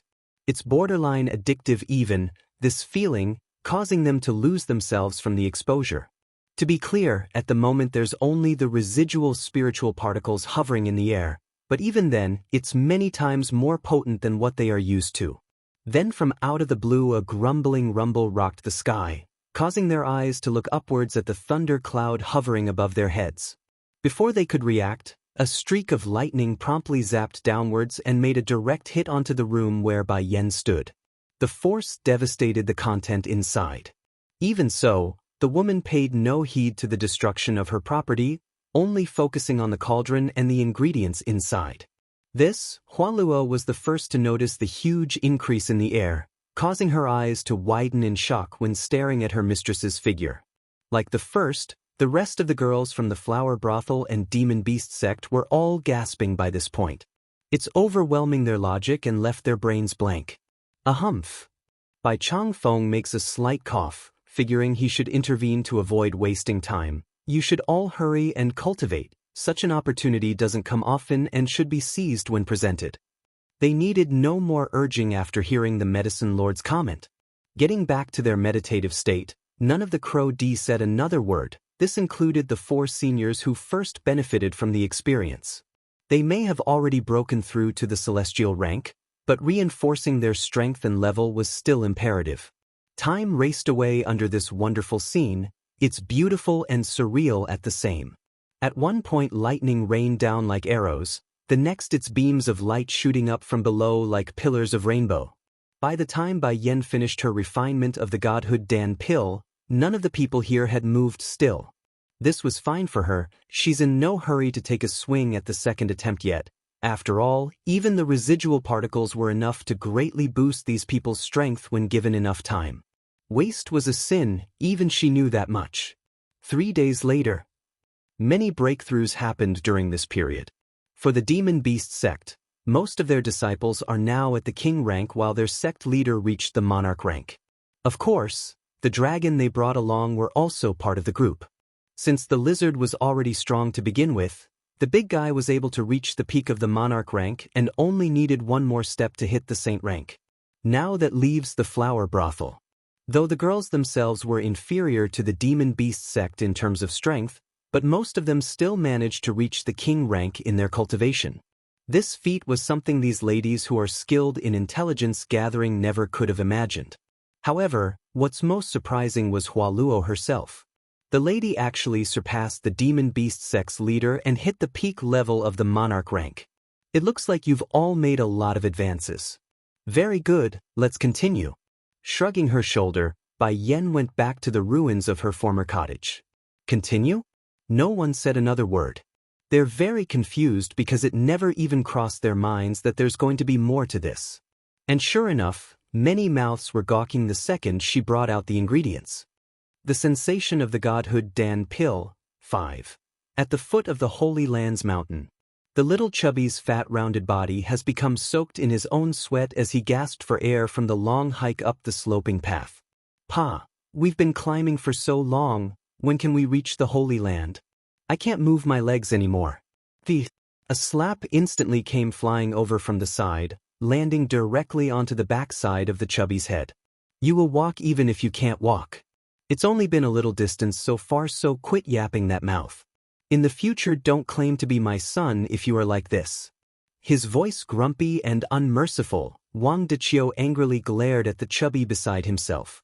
Rubbing the back of his brain to soothe the sting, the little chubby makes a blaming look but kept quiet anyways. Papa! It's then a small delicate hand reaches over to tug at the man's sleeve, causing Wang Deqiu's heart to melt away at the voice. I can't move either, I want to be carried. In front of his own daughter's plea, Wang Deqiu's serious and stern expression promptly crumbled. Instead, a warm smile bloomed followed by an involuntary softening of his voice. All right, your papa here will carry you. We mustn't let our Xiaotong get tired now, can we? When picking up his daughter, the way he acts was completely different when facing his son. It's downright bias. Making a wronged face, Wang Xiaopeng purses his lips in discontent. Pa, you are being biased. Shooting a stare in return, say another word and I will ditch you here. That sentence instantly shuts the chubby up, but not before he murmurs one final comment. If only I can be Sister Bai Yan's son, how wonderful would that be? Not only is she good-looking, she is gentle to Xiachen, unlike my old man here. He only knows how to beat me. What are you muttering about? Asked Wang Deqiu after picking up some slight noise from his back. Nothing. The chubby jerked in the corner of his mouth over how sensitive his old man's ear was. He only dares to have that thought inside. Never would he say it aloud because he knew his old man would beat him to death. Then hurry up and move your legs. I heard the chief is also here in the Holy Land, so we need to go greet him, and I also heard Bai Yan is back. The truth was Chief Wu Wei had taken into consideration of this family's relationship to Bai Yan when picking out the disciples from the Misty Fairy House. However, despite the man's effort to locate the family of 3, they were nowhere to be found, not even a trace. Due to that reasoning, a letter was left behind at the Wang family's estate. It's just that. Instead of telling Wang Deqiu to come to the Holy Land right away, Chief Wu Wei wrote that they should seek refuge inside the abyss first and to only come after receiving the signal that it's safe to do so. That's why they're so late. In the end, as a result of that twist and turn, the one to suffer here would be poor Wang Xiaopeng. Despite the chubby kid's unfit body shape, the boy's father didn't slow down at all to accommodate his struggling pace and walked even faster. Papa, shouldn't we wait for brother? Asked the innocent Wang Xiaotong that's being carried. Giving his daughter a rub on the head regarding that comment, Wang Deqiu happily answers her, your brother is too fat lately, we need to help him lose some of those calories. Why else do you think I didn't bring a carriage along? It's to help him lose that fat. Wang Xiaotong nodded her head almost out of reflex.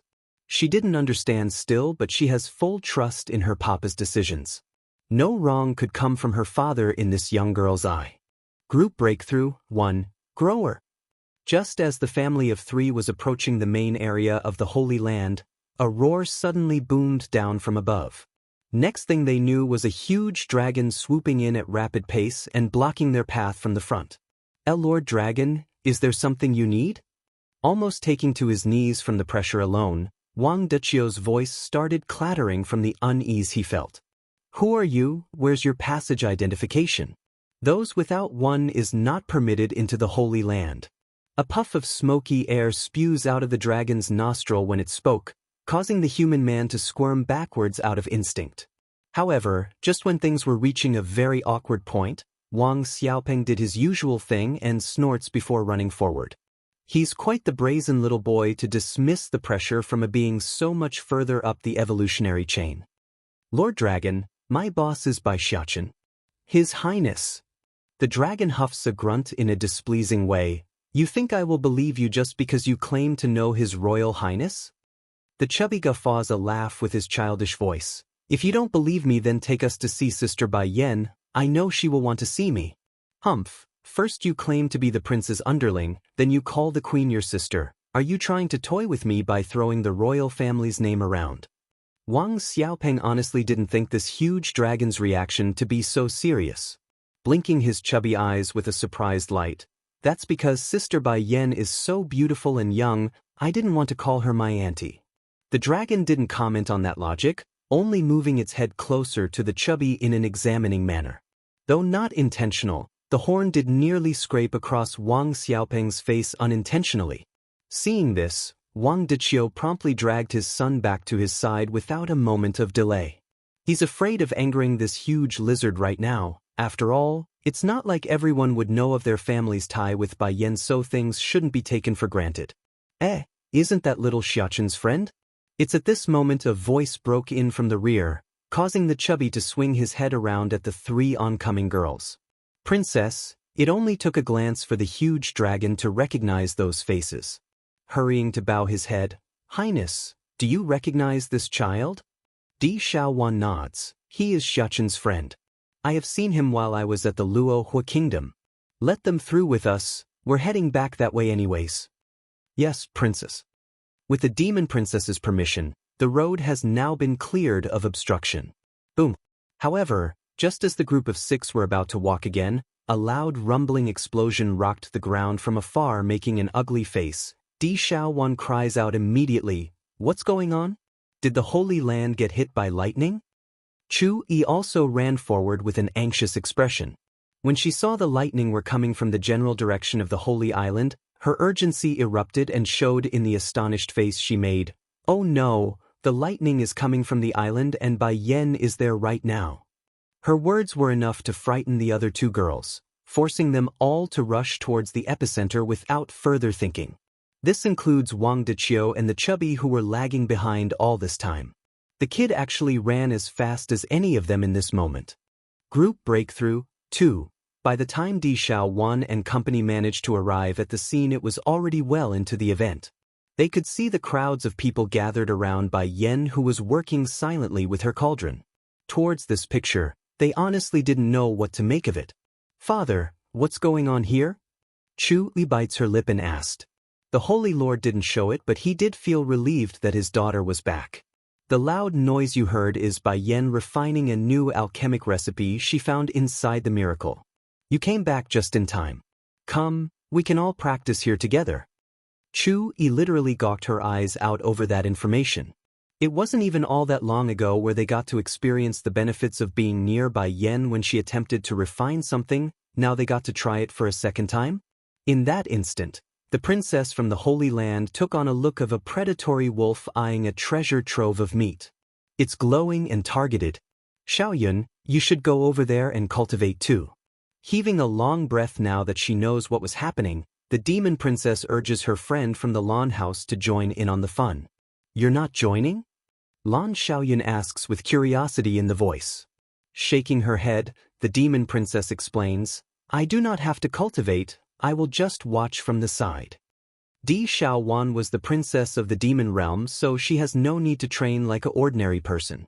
As long as the seal within her body becomes lifted, then the power from within would come forth on its own. Okay. Not commenting on that, Lan Xiaoyun hurries over and found a great spot for herself for this occasion. For Wang Deqiu and his family of 3, this group who came last were also quite dumbfounded the second they discovered the dense spiritual particles in the air. It's not like they never been to places with exceptional training conditions, but this was on a whole new level.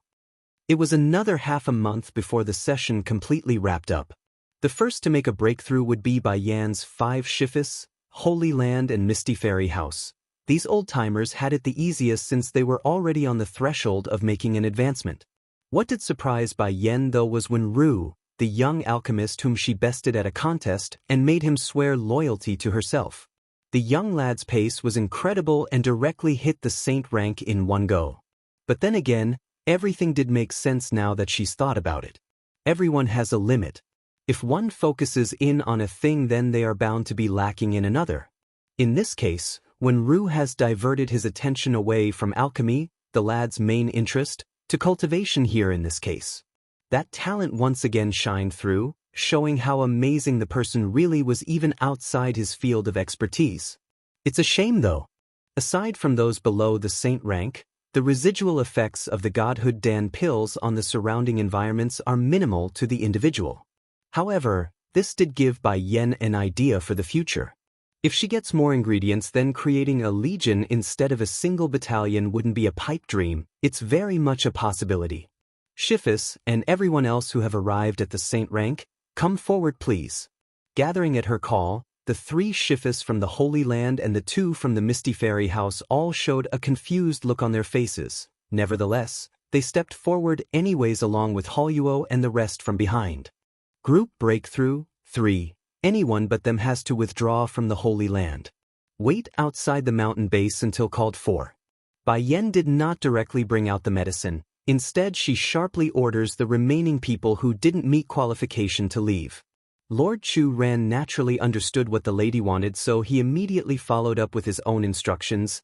Everyone follow me, no one is allowed to stay behind. But sister-in-law, I want to stay. Puckering her lips to one side in an unhappy manner, Di Xiaowan protests. Softening in her tone against the girl's protest, behave, if you stay here then the lightning will hurt you in the process. It won't, the demon princess shakes her head in denial. I'm not afraid of those thunder strikes, please let me stay. Showing a pitiful light in those eyes, it's hard to deny someone like this that's currently tugging at your sleeve in a pleading manner. Bai Yen didn't say much, only narrowing her eyes in at the girl in an examining manner. Then suddenly, her pupils shrank inwardly like she's discovered something incredible. Fine, you stay. Giving a nod in agreement. Except Xiaowan here, everyone else is to leave if you are below the saint rank. Don't say I didn't remind you all if something happens otherwise. Her words were very serious, and that was enough to make those who were hesitant at first to dash off like a puff of smoke. Some of you must still be wondering about those thunder strikes from before. I can tell you all now, it's from my grandfather's breakthrough into the celestial rank. The explanation was like a grenade, exploding their eyes until it's spinning with stars. First Elder Xianxia had said it from the start, it was someone having a breakthrough. What they didn't know was the individual not being Bai Yen herself. Turns out it's Bai Changfeng instead. Yenner. Twitching in the corner of his mouth, Second Elder Rini speaks with a hint of disbelief. But Lord Bai only just broken through to the saint rank? How? In other words, the old bastard has only recently broken through, so how could he make another advancement this quickly? Flipping over her hand, Bai Yen reveals the bottles of pills she readied for everyone. This is what I just made with my alchemic cauldron.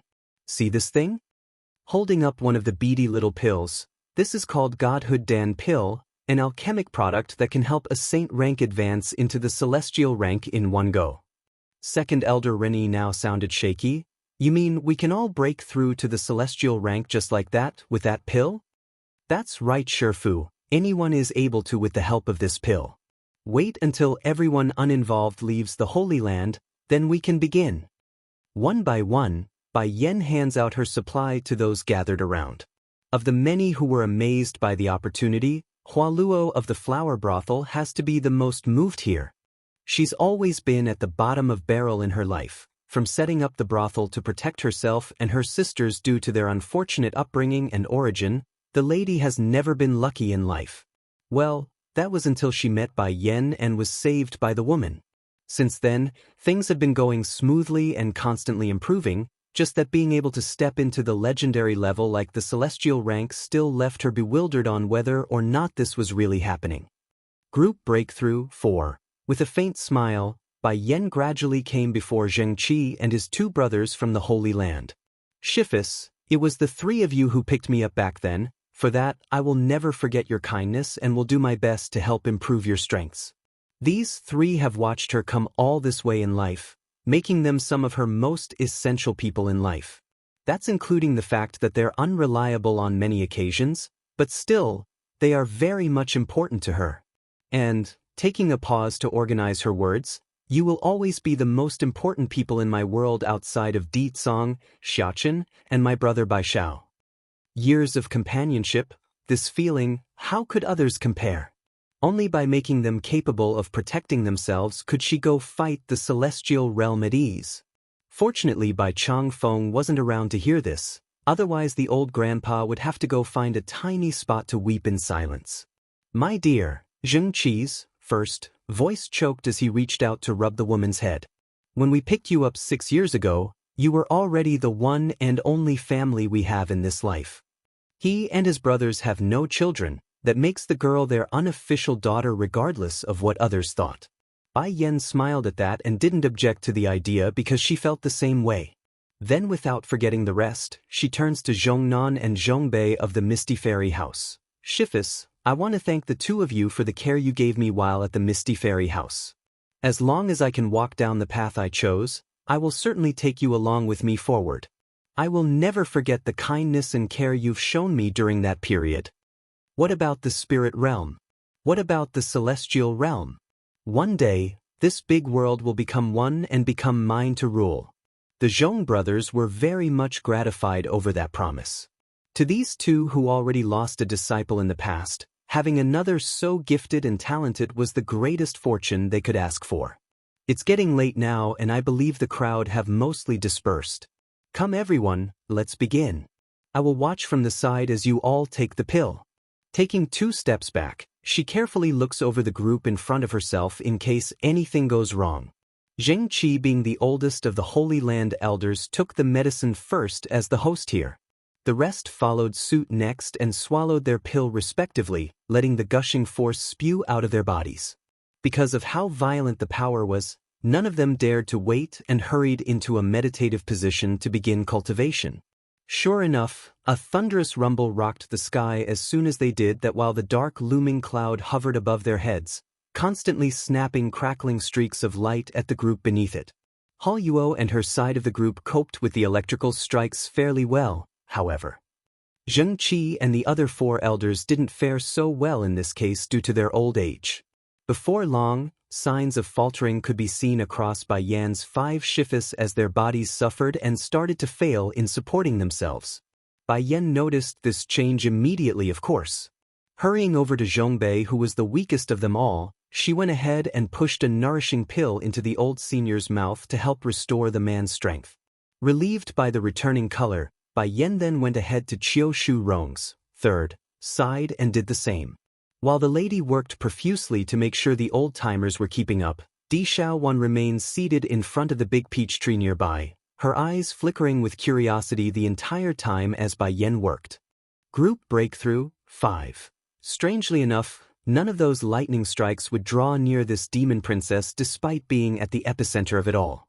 Therefore, everything within 10 li, 500 meter, had remained untouched from the incident. Sister-in-law, she opens her mouth now after being unable to hold in the doubt. With your strength, you should be able to fend off the lightning strikes. Why don't you help them? Bai Yan chuckled over the obvious question. These are what you call tribulation trials. Though it's dangerous, it's a must for any cultivator to experience it for themselves to help forge their body for the newer rank. Otherwise, they will be at a disadvantage during battle because they only have the power spiritually and not physically. Making an understanding face, the demon princess just had to offer up the most troublesome idea ever. Then this won't do, I also want to be hit by this lightning a few times. After saying that, she promptly stood up and called out to the lightning cloud in an excited manner. Do you not see there's another living person here? What's the meaning of avoiding me? But not only did her demands not help, the dark cloud seems to have a mind of its own and moved even farther away from the girl. Di Xiaowan literally made a face with black lines running through it at the sight. What's the meaning of this? Are those clouds not giving me face? Just as Di Xiaowan grinded her teeth in frustration, the event was over and the clouds began to disperse, leaving a pure blue sky in its wake. If it wasn't for the scorched earth and smoking craters here and there, one would not even notice what had happened due to the serenity in the air. Am I at the celestial rank now? Qiu Shu-rong stood up and laughed hysterically before breaking out into tears. I never could have imagined this day to come so early. Now those animals from the spirit realm can come all they like. If they do, I will make sure they never get to go back. All smiles in the face. You guessed it right, Shifu, those from the spirit realm will certainly come again. If you hasten your consolidation speed, then the next battle will be yours with ease. Talk about having a turnaround in their attitude. Back when the spirit realm first attacked, these old-timers were cowering and afraid of what's to come, and now they're talking like the other side were no more than prey ready for them to hunt. Shifus, all of you shouldn't be too happy just yet. Even if everyone is at the celestial rank now, there's still different tiers in there. If the spirit realm's main core battle force comes, we might have difficulty coping with it. There's no doubt in her mind that more powerful individuals are still lurking within the ranks of the enemy. Fortunately, Bai Yan has a spy on the other side. At the very least, preparations would be in order if her attack was imminent. Dragoni should be back soon. Staring up in the sky, then, as if another thought has come to mind, her gaze locks onto the direction of where the border city should be from where she stood. Since those saint ranks are already anti-contracted by the little missy, then it's safe to include those saint ranks as part of their own forces. Such numbers may not be a match for those celestial ranked masters, but they're plenty useful to clean up the rabbles, hence the reasoning for Bai Yan to send Dragoni back to the border city. She wants to use these newly acquired slaves. Shaowan, Bai Yan abruptly turns around as if recalling something important again. Before Di Tsong said he's going to look for Xiachen in the secret domain, did something happen? The demon princess didn't answer right away like she normally would. Instead, the girl got all hesitant and nervous, a clear sign something was amiss. Tell me, what is my son's condition? Grasping onto the girl's shoulder, Bai Yan's fingers got a bit harsh. Bai Xiachen was her life. If anything happens to the boy, then this mother might as well die along with him. That's the level of importance he was to this woman. Bai Xiachen's missing one, all careful in her voice. Not long ago my brother lost contact with Xiachen. That's why he personally went to the secret domain in search of him. Don't worry, trust in my brother. He will definitely locate my nephew and they will be all right. Bai Yan did not show any emotions on the face right then, only clenching those fists intently. For a while, Di Shaowan could not understand what was happening and got all nervous. Sister-in-law. Meek in her voice, the demon princess weakly calls out to try to get something out of the silent woman. It's only temporary, the disconnect. I'm sure brother would never allow Xiachen to be in danger if he allowed him to go there alone. Slowly exhaling a breath like she's releasing some steam. That domain, can I go in? You want to go into that secret domain? Asked the demon princess with concern apparent in her eyes. My son is missing, so I must go in person to see for myself, otherwise I can't be at ease. But, biting her lower lip, Di Shaowan hurries to explain the problem. That secret domain is generally reserved for us demons to enter. If a human go in, I fear there will likely be danger to your life despite you already being at the celestial rank. If something happens to sister-in-law, then brother will surely break my leg when he comes back. I can't worry about so much. All I know is that my son is missing and that I have to go. The more she spoke, the sterner and harder that expression became till it's crunched up in pain. Musing for a moment, I have a way for you to go to that secret domain, but you must not tell my brother that it was I who helped you. Otherwise, he will definitely kill me afterwards. Okay. I won't tell Di Tsong about it. Lowering eyes, a firm light beams out of this woman's iris. No matter the danger, if it's for her boy, then she would bear any danger that comes her way. Sister-in-law, follow me. Making a faint nod, Bai Yan turns to Zheng Qi first, in order to leave her final instruction to the elder. Shifu, when Dragoni and her group arrives, please give them these Godhood Dan pills. You can decide which is suitable to take them or not. I leave the final decision to you. After saying that, her focus then shifts to the young lad. Wenru, your alchemic talent has always been good. When I come back next time, I will help you improve further. By then you can be the one to refine the Godhood Dan pills. Bursting with joy at the promise, the lad smiles right up to the eye. Yen, you're going to teach me your alchemy? Yes, you have the ability to become a 10th grade alchemist. Here, take this recipe book and practice while I'm away. I hope that by the time I return you will already be at the 8th level. Dropping a thick booklet onto the boy's hand, she cocks a wonderful smirk like she's expecting a lot. This didn't escape Chiu Shu Rong's third eye, making a face with black lines running through it. Sweetie, you can't be so unfair. What about us? You can't just focus on helping him improve and leave us out of it. Well, Shifu, how many years do you think the three of you would take before success can be achieved when refining a 10th grade recipe? Making a helpless gesture, Bai Yan honestly didn't want to be like this. The issue was the three elders were just too ordinary and unskilled in comparison to Wenru. Bai Xiaoqin's missing too, holding the item in his hand like it's some sort of treasure. Wenru's expression were all smiles then. Shifus, wait for me to come back first, then I'll help you all enhance your alchemy when I have some free time in the future. I believe even if I gave you all the recipes now, you would still be unable to grasp the knowledge on your own. Shaking her head with a bittersweet smile, Bai Yan turns back to the girl behind herself again. Xiaowan, we're leaving now. In a flash, the girls were already gone from this place due to the insistence of the worrisome mother. Demon Realm, inside the palace.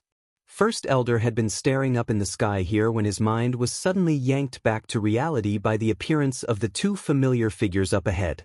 Queen Princess, you're back? Showing a faint smile, the senior happily greets the two new arrival from the front.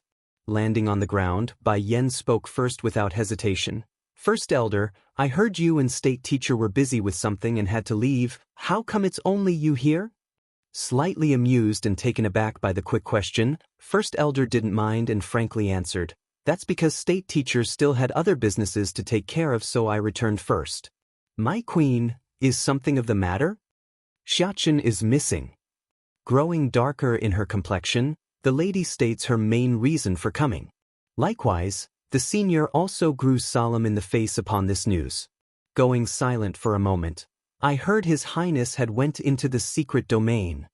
My queen, do you mean? I want to go into the domain as well.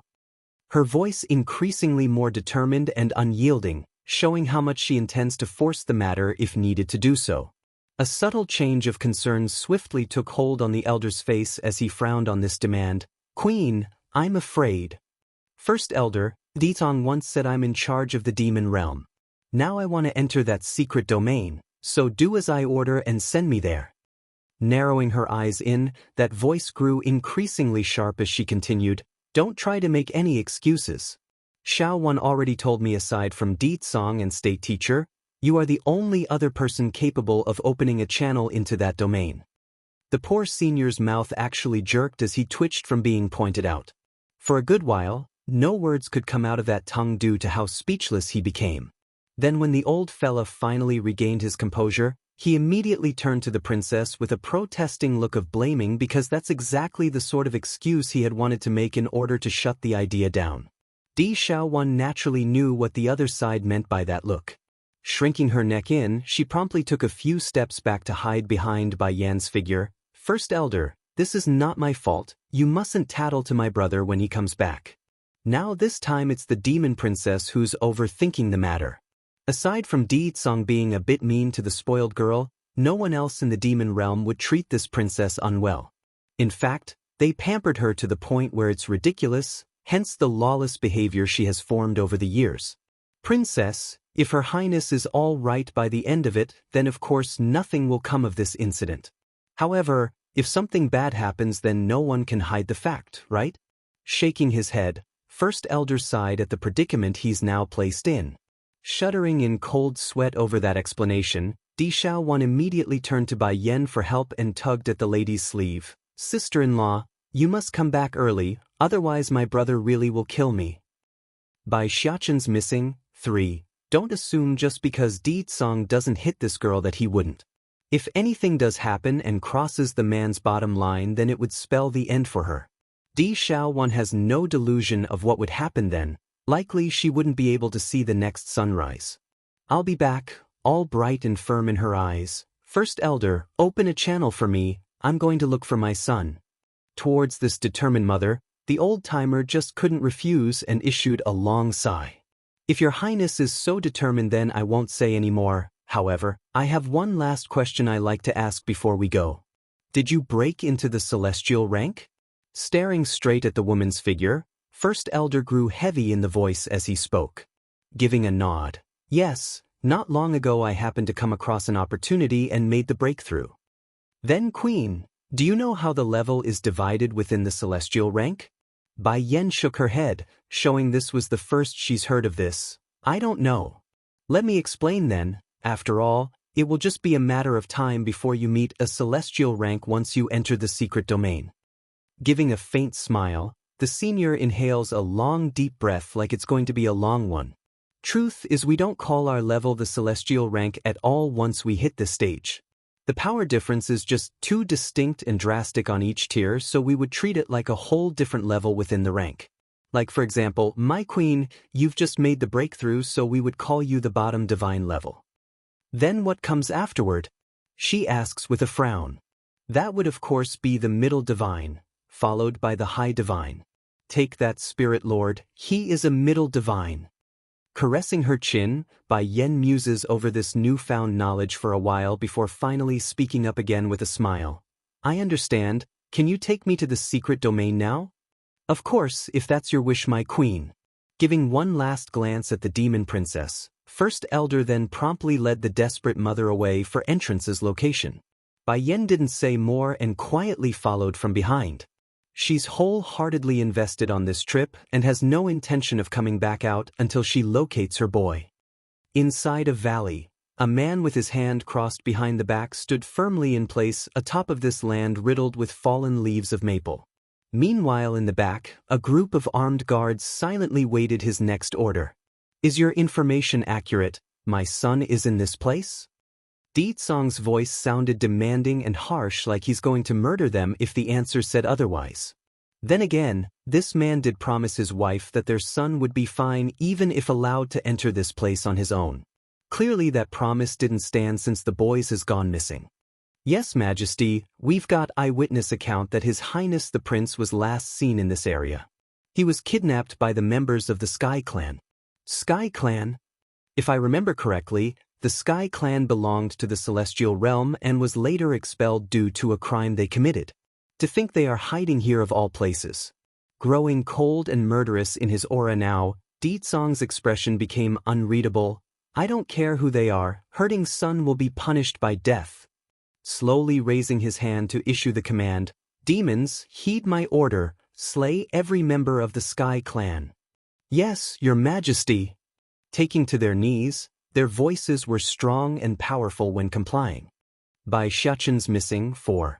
At this order, the demons gathered here today immediately began to charge towards the upper reaches of this valley, their momentum full of murderous intent as their feet trampled the ground.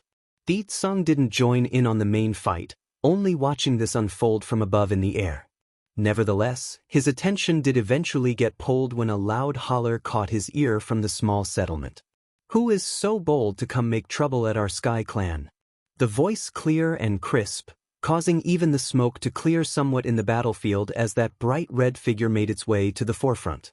This individual was a beautiful woman with a dominant air to her existence, yet she still carried the sort of charm that's expected of the type who's well experienced in seducing the opposite sex. At first she was still brimming with anger over the attack, but that instantly changed as soon as she noticed that enticing figure of a man up ahead. There's a look of astonishment and stunned outlook in the woman's face. The main reason being how much of a drought it's been for these poor females of the Sky Clan after they moved here. A female still needs comforting, and when compared to the 2 boys they kidnapped the other day, this one clearly had more of a manly charm to him. Hello there, handsome. If you are visiting us, then you should at least send someone to inform our tribe. Why cry death and battles so suddenly? What, are you picking on us just because our tribe only has females in our roster?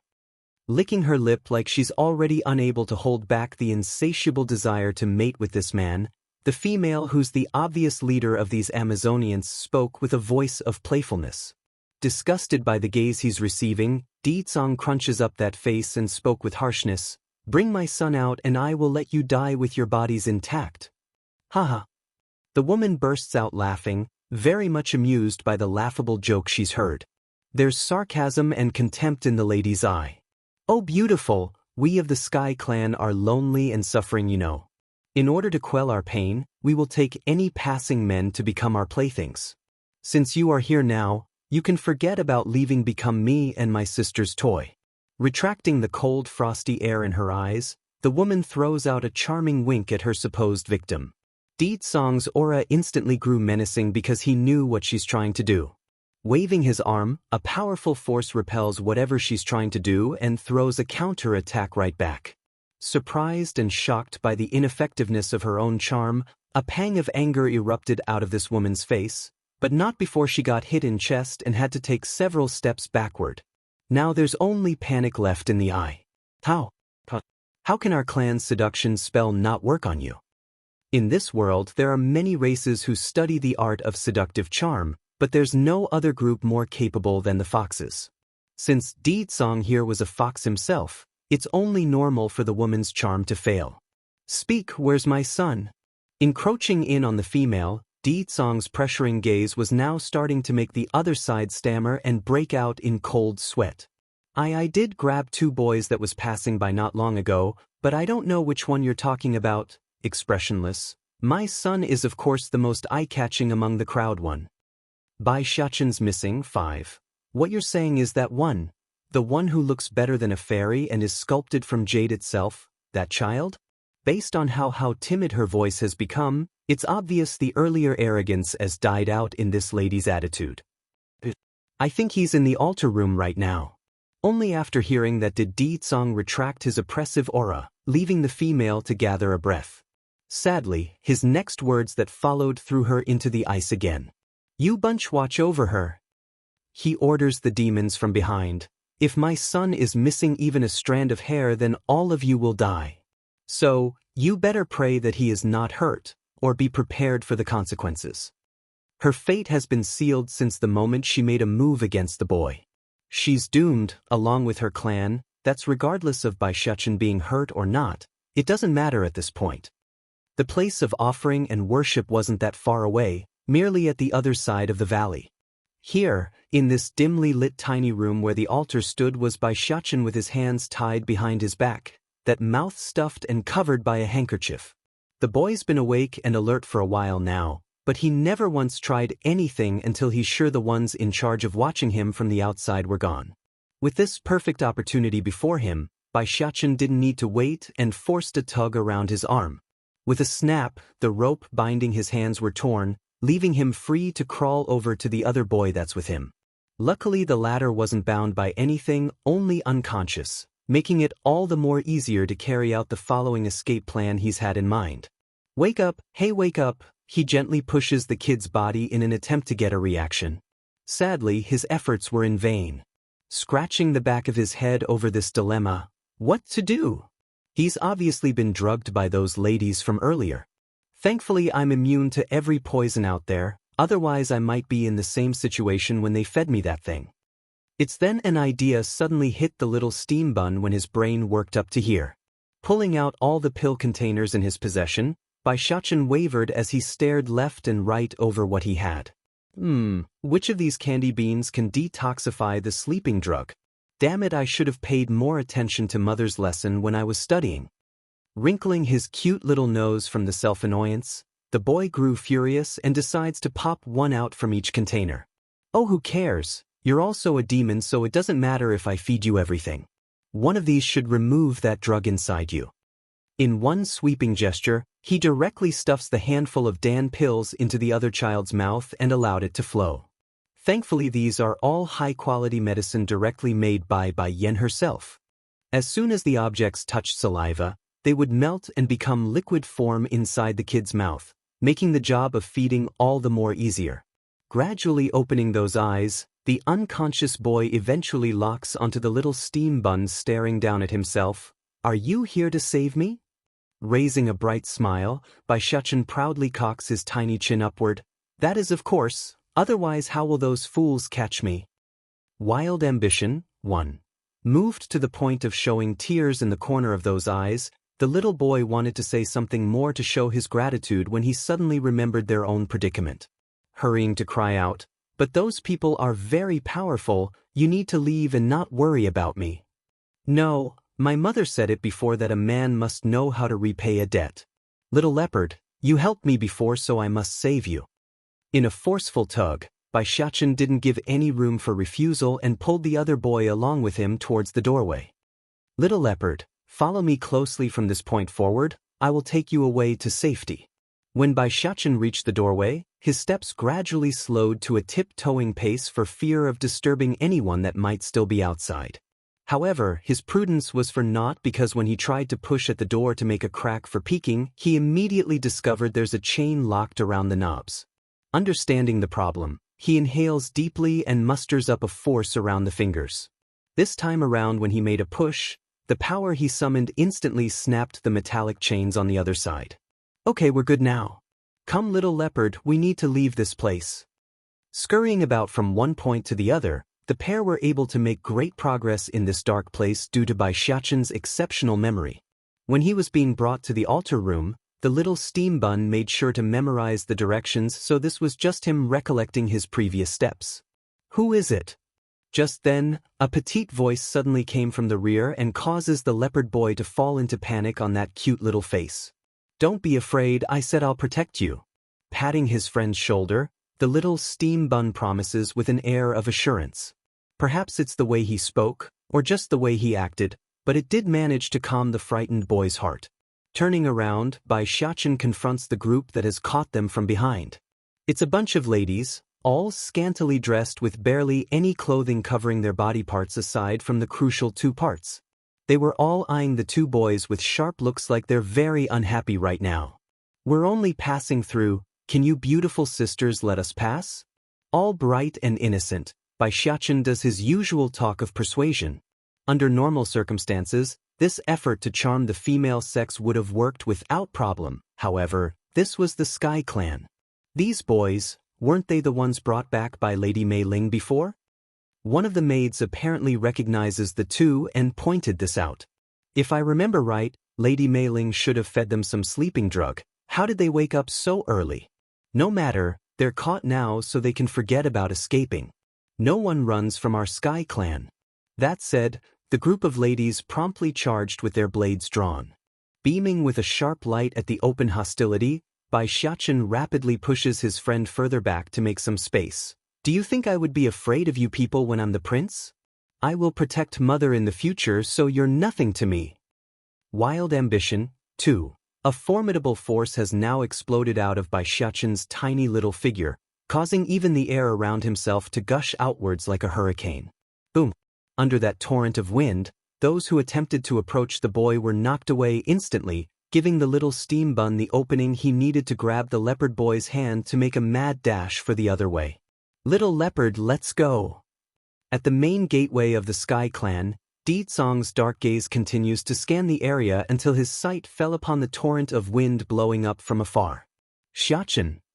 In a flash of purplish light, his body shot towards the epicenter of this event.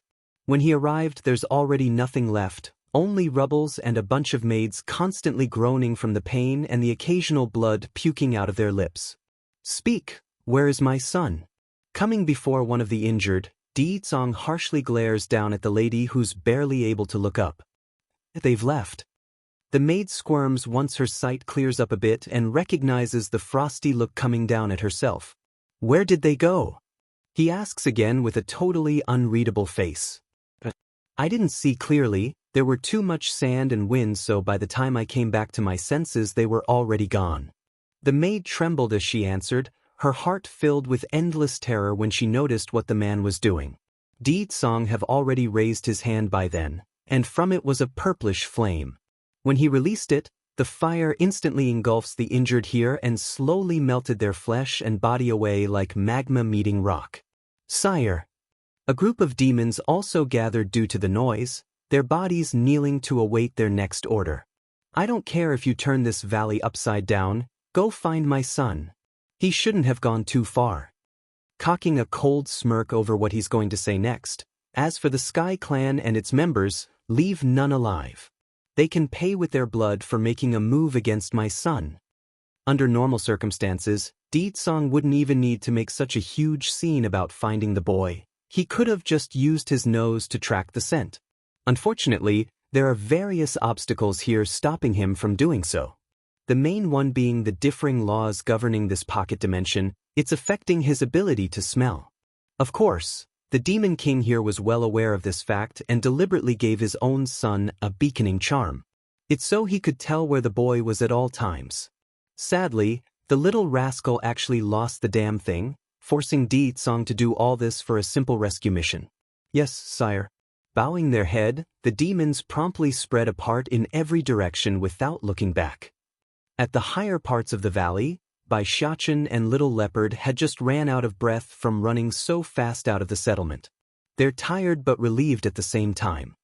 It's strange, the commotion I made should have alerted those from the Sky Clan. Why aren't they coming to catch us? Wrinkling his lovely little brow, Xianxia mutters this to himself in confusion. But since he couldn't understand the reasoning, then he's not going to dwell on the matter. Instead, he makes a brilliant warm smile at their own fortune and rolled with it. Wild Ambition, 3. Little Leopard, we are safe now. The leopard boy blinked and blinked before responding, thank you. Don't thank me, before it was you who helped me when I was hurt. Patting the other side like he's some sort of adult, Xianxia starts getting ideas again like he usually does. This place is too unsafe, why don't you come with me? I can't be at ease leaving you here alone once I leave this place. There's shock on the leopard boy's face, but more were that of surprise and happiness. Almost choking due to the tears that's swelling up. You would take me in? Xianxia gives a heavy nod. My mother is a very good person, so I'm sure she would love to have you around, don't worry. Do you like your mother very much? Seeing how the little steam bun would always genuinely smile when mentioning Bai Yen, the leopard boy unconsciously began to envy him. It couldn't be helped. Since his birth, this kid has always been alone without any supervision or family. To finally have a grasp of what it means to experience kinship was something entirely new and enticing for him. Proud in his demeanor, of course I like my mother, she's the greatest and best-looking woman in this whole wide world. She's gentle and kind and the sweetest person you can find. It's the very reason why I came here, it's to enhance my own strength so I can protect her from those mean people who wishes to harm her. Then do you not mention anything about your father / my father? Xianxia's mouth instantly puckered up with a sour note. He is a big baddie who always try to steal mother away from me.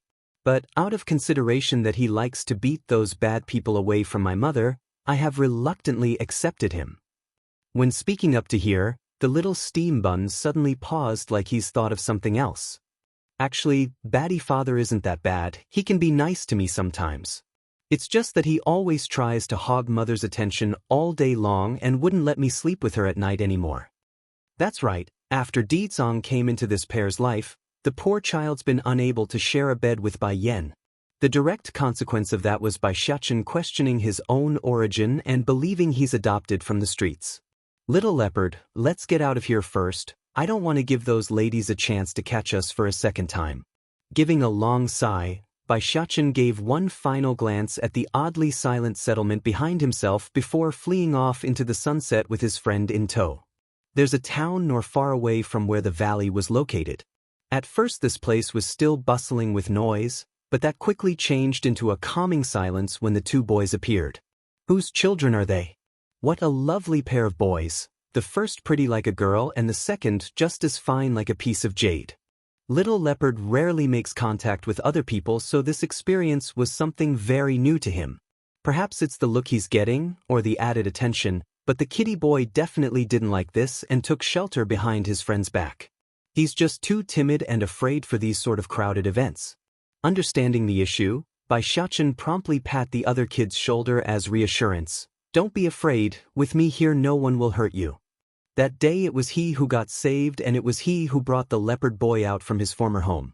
In the end, Xianxia here holds a huge responsibility to look out for the other boy. After all, it was his own negligence that allowed the females from the Sky Clan to kidnap the kid in the first place. Wild Ambition, 4. And this time, he won't let his friend Little Leopard suffer any more damage. A man must shoulder responsibility in life, that's what his mother said. Aha! The leopard boy nods and came out again with renewed confidence. You are my only friend, so I believe in you. Though there's no more fear left on the kid's face, but the cheeks were still flushing red as he stared back at the townspeople. Elder, are you seeing this? Not far away from where Bai Xiachen stood was a young man wearing a light blue robe. He's currently eyeing the two boys while fanning himself like a young scholar. Young lord, I saw it very clearly. The boy with the more exquisite face is the one those from the demon realm are seeking. With a clacking sound, the youth folds his fan in one smooth motion and coldly spoke again. According to the forefathers, we were once also members of the demon realm, but because of a mistake our forefathers made, those at the throne threw us out and banished our clan into this domain. Originally, we should be happy to be able to come here. After all, the demon realm's foundation is damaged during the Great War. Getting cold in the eyes now upon bringing the subject up, but those accursed beings cursed us, forever sealing our ability to advance in the celestial rank here. They could have just left us alone. Instead, they ordered us to forever guard over this stretch of land for them and not let us reap the benefits. The more he spoke about the past and the conditions placed on him and his kin, the more outspoken and harsher his voice became. What do you have in mind, my lord? The old man asks after a moment of thought. Showing a rippling smirk regarding that question, I want to make use of this demon prince. Once I capture him, then that demon king will only have two choices to make. First is to release us from this prison, then it's to hand over the throne to me and break the limit on our bodies. Showing hardness in the eye, the youth flicks open his fan again using that expressionless face. Young lord, what plan do you have in mind? At first the senior that's with the youth was stunned by that proclamation, but he quickly came back to his senses after weighing the cons and pros. It's true forcing someone to do their bidding would be difficult, but it's not entirely impossible. They do have their method, and as it so happens, they have it right here in their hands. If he loses his memory, then wouldn't it be easy to control him? The youth sneers. Our Zhang house's forefathers were stupid. I'm not going to be like them, guarding this domain just because others told them to. The old man's heart trembled then. For some unknown reason, he couldn't help but feel uneasy when listening to his young lord's words. My lord, shouldn't we let the chief know first? No need. The young man shows a dark look. That old thing is so cowardly, he will only hinder our plans and get in the way. If you want our demon wolf clan relive its glory days again, then follow my orders. I will lead us to greatness. Wild Ambition 5. While the two were scheming behind their backs, the leopard boy himself was busy scanning the streets with curiosity in his eyes. Everything was new to this young kid, and like any child, the fanciful and fun things are always the most eye-catching. However, when his sight fell upon the two figures in front that staring straight at himself, he immediately shrank his neck in and snuck behind the little steam bun again due to the anxiety he felt from the unknown.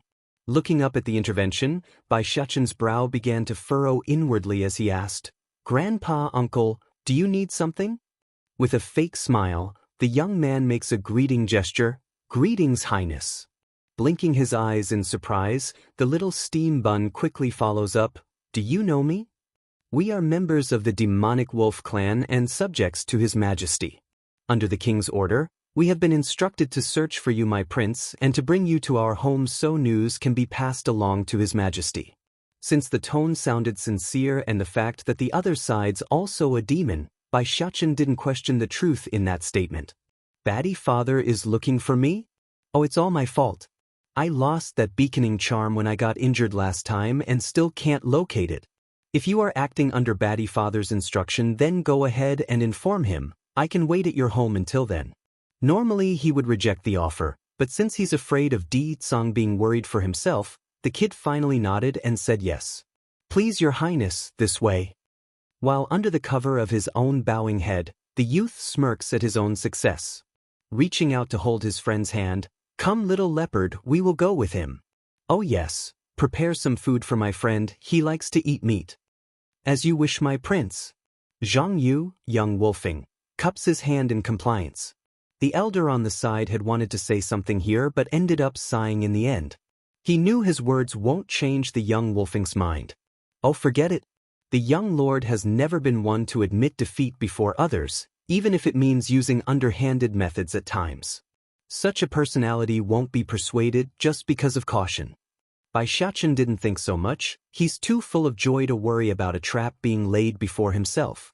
To the demon prince, he's all about leaving this secret domain once his old man comes. By then, he could run back to his mother and be the good little son that he was. An involuntarily smile blooms out of that face, those eyes full of laughter at the thought.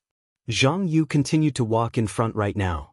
To this young wolfing, he's unable to keep his happiness contained at this point because he could already see himself basking in glory. That demon king loves his own son so much, that's why he's going to give me everything I demand of him. The Wolf Manor. Where's our room? The little steam bun briskly asks after stepping through the doorway like he owns the place. Zhong Yu's scheme, 1. Yes, Highness, I will have the maids ready the rooms for you. Please come with me first. Zhang Yu signals the old man behind himself while he himself led the two boys away for the temporary guest rooms. The old man naturally knew what that look meant. After a moment of musing, he immediately walked in the opposite direction to carry out the plan. Uncle Wolf. Bai Xiachen suddenly stopped. When will my father come? This careless and unthoughtful question actually scared the daylights out of Zhong Yu. The young man thought he's been discovered, so he began to tense up. However, he quickly realizes it's his own guilt that's playing here and his rattled nerves soon settled down. I'll send someone to inform the king right away. I believe it won't be more than a few days before he comes. Grinning with a huge smile at the news, then that's great. I hope Uncle Wolf isn't trying to deceive me just because I'm a child, otherwise my mother will be very angry. Just so you know, even my batty father will get scared if she's like that. It's unsure why, but the little guy's words have had the direct effect of make Zhang Yu fall into a panic. He's sure that his lie has worked, and that the prince didn't suspect a thing. But why does he have such an ominous feeling?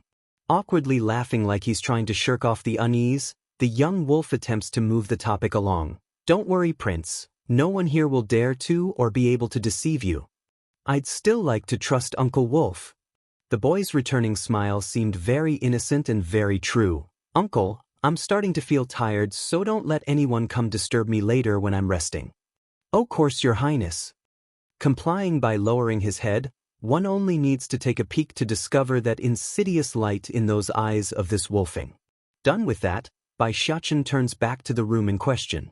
He didn't make up the part about wanting to rest, so when he pushed open the door, the first thing he did was to close it and get on the bed. With the blanket reaching all the way to his face, the kid appeared troubled with worry.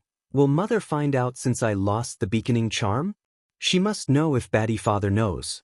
Oh, what to do? Mother must be so worried about me. I better be good and wait for Batty Father to come pick me up so I can go back as soon as possible. I miss Mother's scent so much, I want to go back. No. Shaking his little head like he's trying to throw away the thought. I'm not 3 anymore, I must learn to be independent. Only by being an adult then can I protect Mother. It's then the door to the room was suddenly pushed open and in came a maid. The girl carried a tray with a bowl of soup that she placed on the table. Prince, I've come to bring you soup. It's the young lord's instruction because he's worried about you being hungry. Please enjoy while it's hot. Although Bai Xiachen did give explicit instruction not to be disturbed, but he's a good child. As per Bai Yan's teaching, those who offer kindness must be returned with kindness, hence his lovely smile at the servant girl. Thank you, sister. The maid's face went red from blushing. She's been thoroughly won over and germinated by the kid's adorableness, so it took her a good while to come back to reality. Moments later, when he was left alone again, Bai Xiachen didn't hesitate and quickly came before the table to get his first whiff of the delicious-smelling liquid.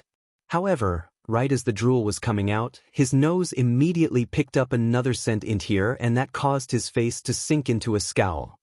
Zhong Yu's scheme, 2. Squeak, with creaking of the door for the second time today, the young man known as Zhong Yu steps through. When he saw how ugly the kid's expression was towards the filled bowl of soup, his face instantly sank from the picture. My prince, this soup, is it not to your taste? Squinting up his eyes, Bai Bai Xiachen began examining the new entry up and down like he's thinking of something and on what his next course of action should be. Under that scrutinizing gaze, Zhang Yu found himself starting to tense up in fear. What's going on? Did this kid figure it out? It's impossible, us demon-kin have no knowledge in regards to alchemy, and this Dan pill is something I bought from a human years ago. That person said it can make the taker lose their memory, so the prince couldn't have known the soup is drugged. Half a minute later, Bai Xiachen's boisterous laugh suddenly broke out and brought the other side back to attention. Of course not, Uncle Wolf, how can I refuse your good intention?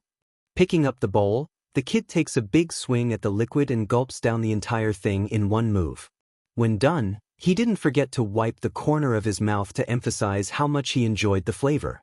Seeing this, Zhang Yu inherently felt relieved and laughed aloud as well. Please get some rest, my prince. I will go down first and come back later to organize everything.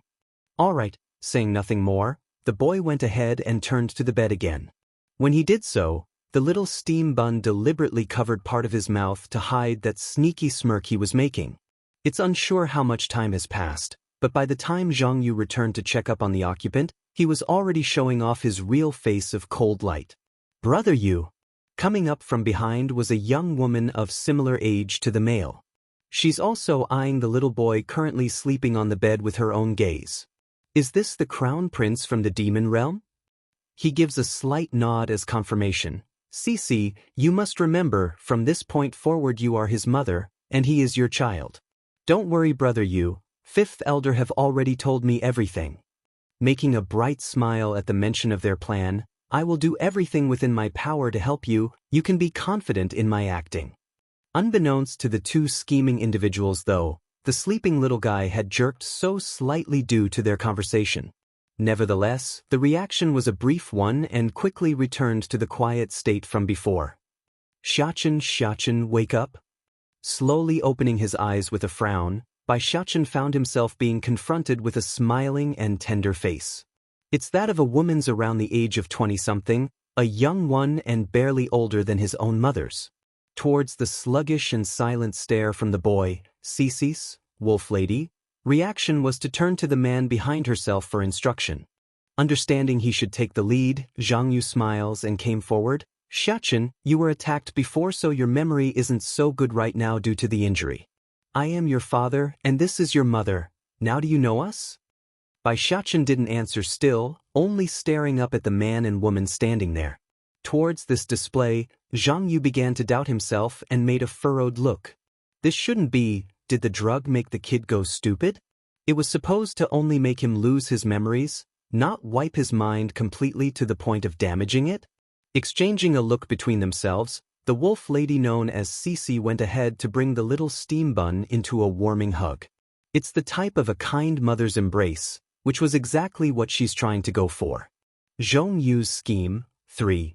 If you don't want to call us father and mother, then that's fine. You only need to remember we're your family and that's enough. Oh yes, we have an eternal enemy and his name is Deetsong. He's also the one who tried to kill you. Lowering his eyes to hide that frosty glint when they said that, it's obvious Bai Xiachen's will to murder these lying bastards has been lit. Cici, let's go, we need to let him get some rest. I'm sure he'll slowly come to accept us with time. Making a small chuckle, Zhong Yu didn't bother to hide the malice in his voice due to the impression that he's succeeded. He has taken the medicine anyways, so he can forget about remembering the past in this lifetime. Okay. Cici nods and released her arms around the boy and got up from the bed, but not before giving one final glance at the sluggish-looking kid who only stared at their backs while they departed. Regaining the light in his eyes after being left alone again, Bai Xiachen restored the cunning look on his face and immediately rose from the bed. He's scanning his surroundings with vigilance in case those wolves returned for a third time. Once certain they aren't going to come back, the boy's first order of business was to locate the leopard boy who's currently sleeping on the bed next room over. Those people must have fed little leopard some sort of sleeping drug. Biting his lip like he's tied between an idea, Bai Xiachen suddenly grew tough in the face when he pulled out a small dagger from out of nowhere. In a flick, he makes a small wound on the tip of his finger and allowed the blood to seep into the other boy's lip. Good thing mother fed me all those Dan pills since I was a baby. Now I'm immune to almost every poison out there and can use my blood to use as an antidote. Before long, the leopard kid fluttering those befuddled eyes opened like he's really confused on what's happening. Xianxia. Essays. In his haste, Xianxia only knew to cusp his hand around the careless kid's mouth in order to stop him from making any more noise. Don't say anything, those wolves will hear us. Startled and confused, little leopard didn't understand what his friend meant by that but still did as told. That group of bad people fed us some drug, but they didn't know I'm immune because I've been eating various herbs and medicinal ingredients since I was young. I only needed a whiff to tell, so I went along with their plan and used it to my advantage. Huffing a snort to gloat, think they can scheme behind my back? Don't they know I am immune to all poison? Then shouldn't we make a run for it? Asked the leopard boy with nervous eyes. Shaking his head, no, I can't just leave like this, they must pay for trying to use my against my baddie father. That? The little leopard sounded worried still. I'm going to wait here for baddie father. They want to use me, so he will definitely come for me. Evoking a sly smile, he shows off why the foxes are so cunning. They will work for me whether they like it or not. The little leopard boy continues to blink his eyes in bafflement. Although the kid doesn't understand what his friend's trying to do, but he knows Xianxia couldn't be wrong. Okay, I'll stay with you here until your father comes. I'm not leaving without you, Xianxia. Don't worry, little leopard, they can't hurt you. Patting his friend's shoulder, the little steam bun reassures the other boy with his confident smile.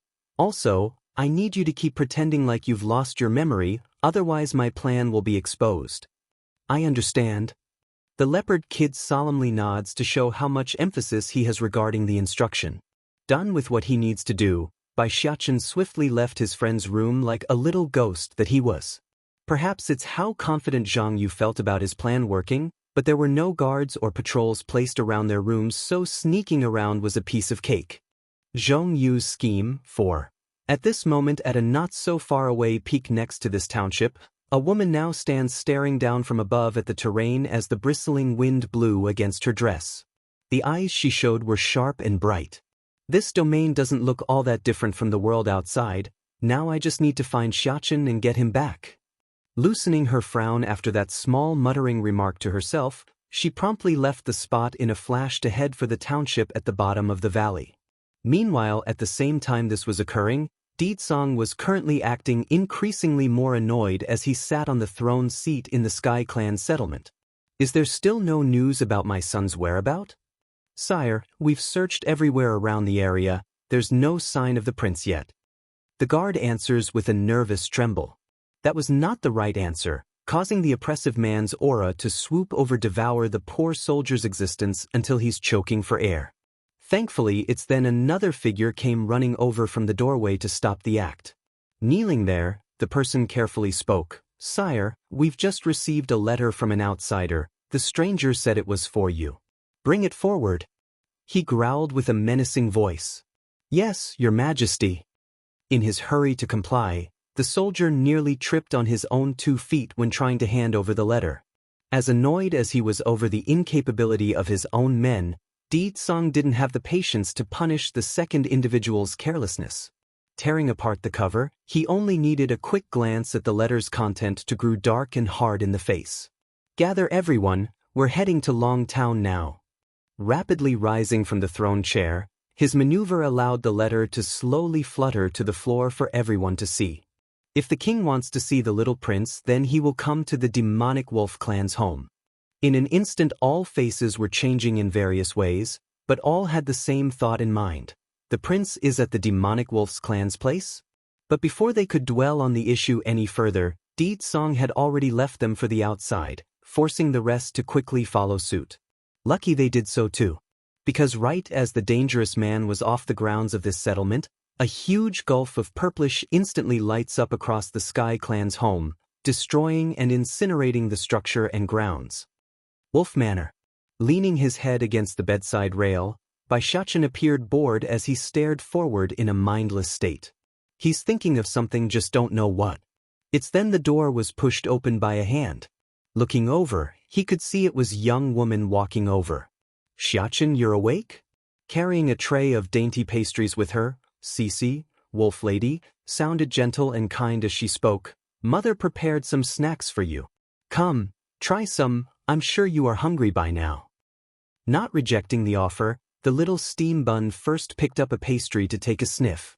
When his nose found nothing wrong with it, his expression promptly relaxed. It's not poisonous. But the thought only lasted a bite before the kid spit the stuff back out. So gross, it's nasty, who made this food? Are they trying to hurt me with this? Cece's face was stiff as a rock right now. She just couldn't believe how the little fella could detest her cooking so much. This wolf lady could swear that in this long town, her cooking skills are top-notch. Even if it's not the best, it's among one of the best and couldn't be matched. However, one good thing did come out of this for her, and that was Bai Xiaoqin's willingness to speak. Thank goodness this child is not a retard and a mute. Xiaoqin, this is what mother here made for you, don't you like it? Flickering with a light in his big blue eyes, Bai Xiaoqin's cuddly and cute face revealed a bright smile when meeting the wolf lady's gaze. Zhong Yu's scheme 5. Are you really my mother? The young woman ticked the corner of her mouth into an upward arc over that question. That is, of course. If I'm not your mother, then why would you be here? That made the boy sneer inside. Why am I here? Of course that's because you people scammed me here. Naturally, the little steam bun wouldn't show any of that on his face, only staring cluelessly like he should when he's supposed to have lost his memories. But according to my memories, my mother's cooking should be very delicious, far better than the best cooks out there. This pastry though, it doesn't seem to match up to what I recall. Cece just gawked her eyes there. Didn't brother you claim this boy has lost his memories? Why is he still remembering the past? At least he only remembers the demon queen's cooking skill and not the person herself. Maybe I'm getting rusty for not cooking so long. How about I make another plate of pastry for you? Is that fine, Xiaoqin? She asks with a forced smile this time around. Her mission was to please this little guy, but that doesn't mean she's genuinely happy to be doing so. Okay, grinning wide on his cuddly little face, I want to eat dongpu trotter, flour chicken, mapo tofu and stewed chicken eggplant. Cece's facade nearly crumbled in that split second under his barrage of naming. She's the Lady of the Wolves, a noble and prestigious existence in these parts. It's bad enough to ask someone of her standing to work in the kitchen, but couldn't he have at least named some exquisite dish instead of those? Those rambunctious stuff? Flour chicken? Mapo tofu? Is that something a person of my capacity should do? Xiaoqin, these dishes are too ordinary. Can you change it to some more exquisite dishes? Restraining her urge to smack the boy, Cece awkwardly asks with a stiff smile. Looking reluctant, Bai Xiaoqin gives a nod in accordance with the demand. Then I want to eat dragon meat. It must be the kind that has lived for more than 1,000 years. A splurge of essence blood nearly came spewing out of Cece's throat just then. Dragon meat?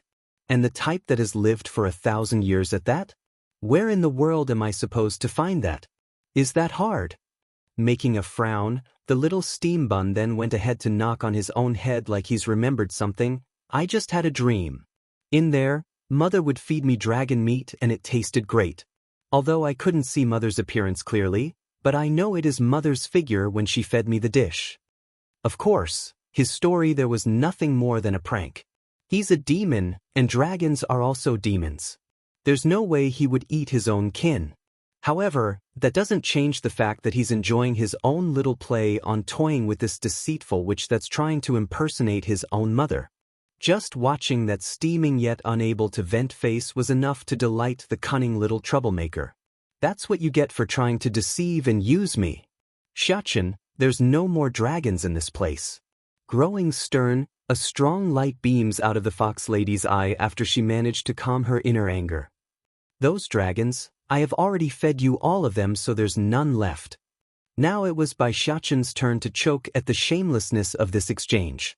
He expected all sorts of excuses and lies from this impostor, but to say he himself has ate all the dragons? Whoa, that really takes some skill to pull off. That, getting sly as well, the kid grows a smirky grin as well. Then I want chicken soup. And I want you to eat it with me. All right, issuing a sigh of relief. Wait just a minute, I'll get it ready. After saying this, Cece made sure to leave quickly so that the boy wouldn't make any more difficult request. Looking at her panicking and scrambling figure that's practically fleeing from view, Bai Xiachen just couldn't help but release a chuckling laugh at his own achievement.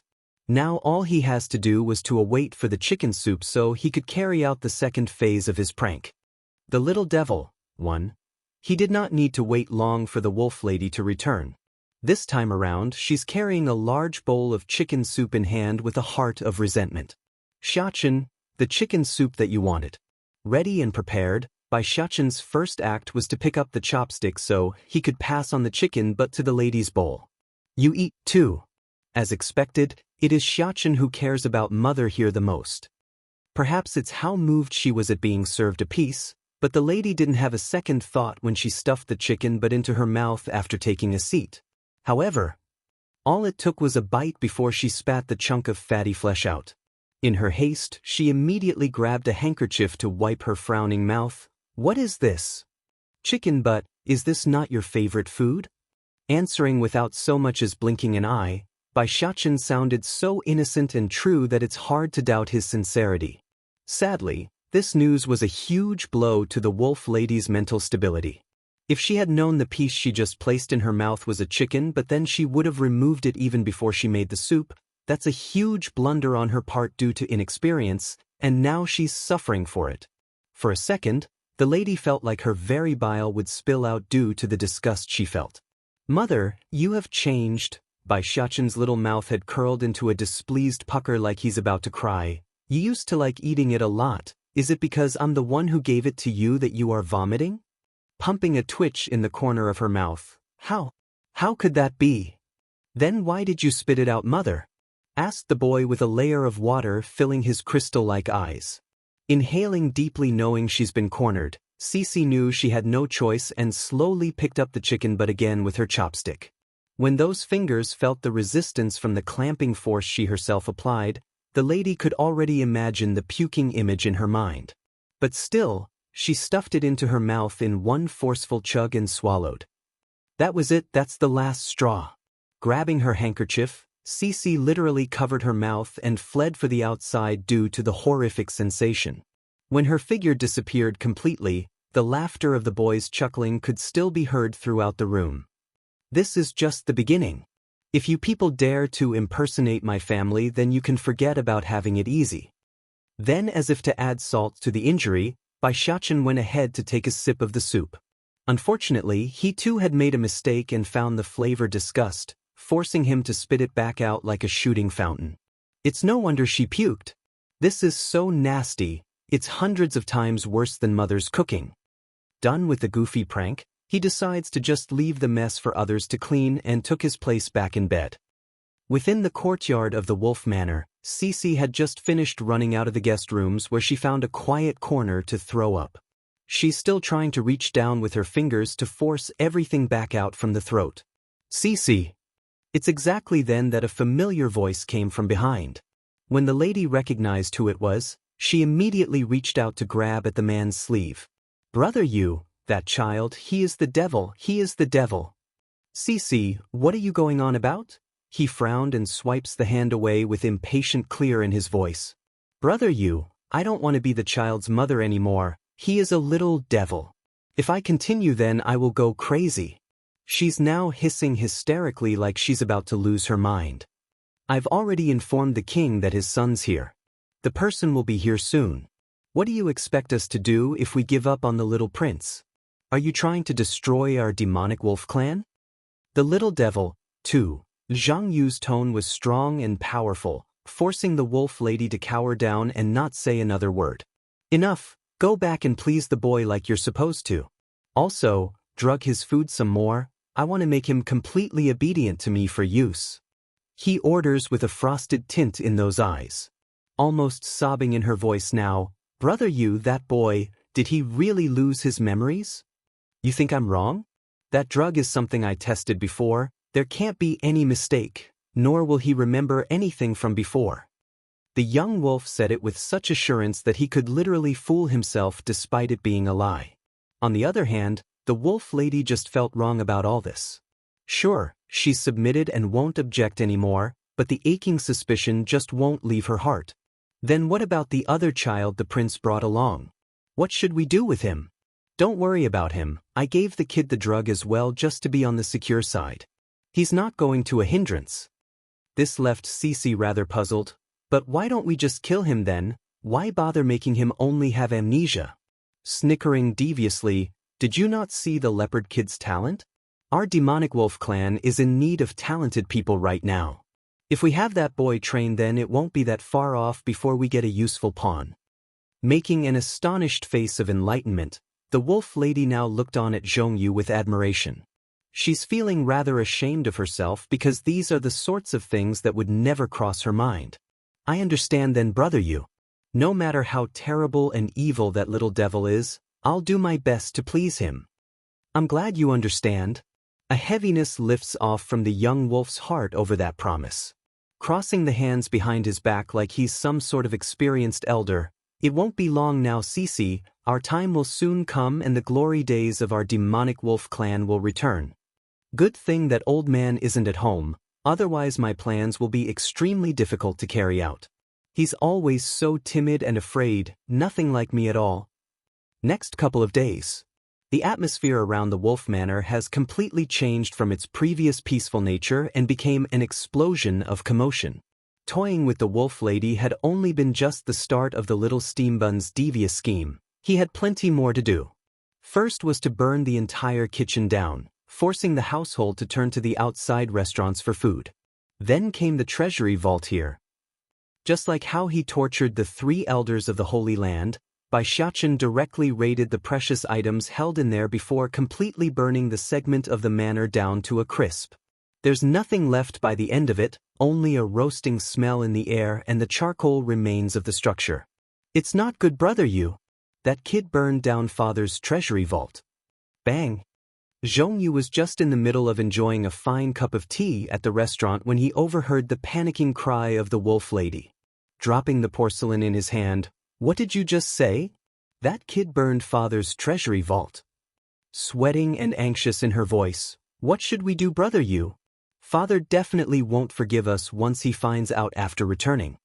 Returning from his initial shock after a moment of processing, a ruthless determination flashes in the man's eye. "If I can be the king of the demon realm, then what does a few treasure matter? I can gather everything for him again at a later date."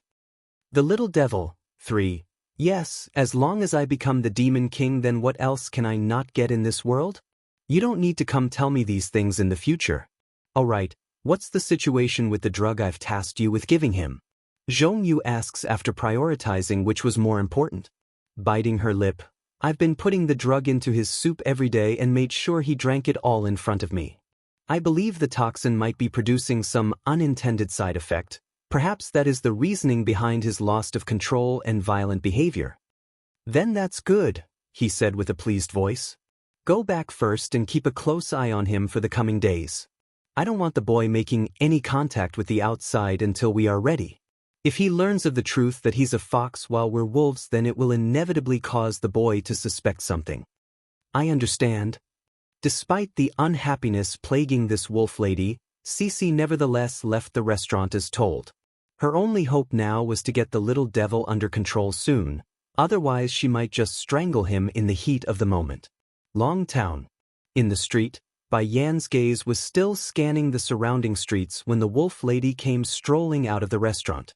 As a result of the rush and carelessness between both parties, the two had directly bumped heads and crashed into one another, causing them both to falter backwards from the collision.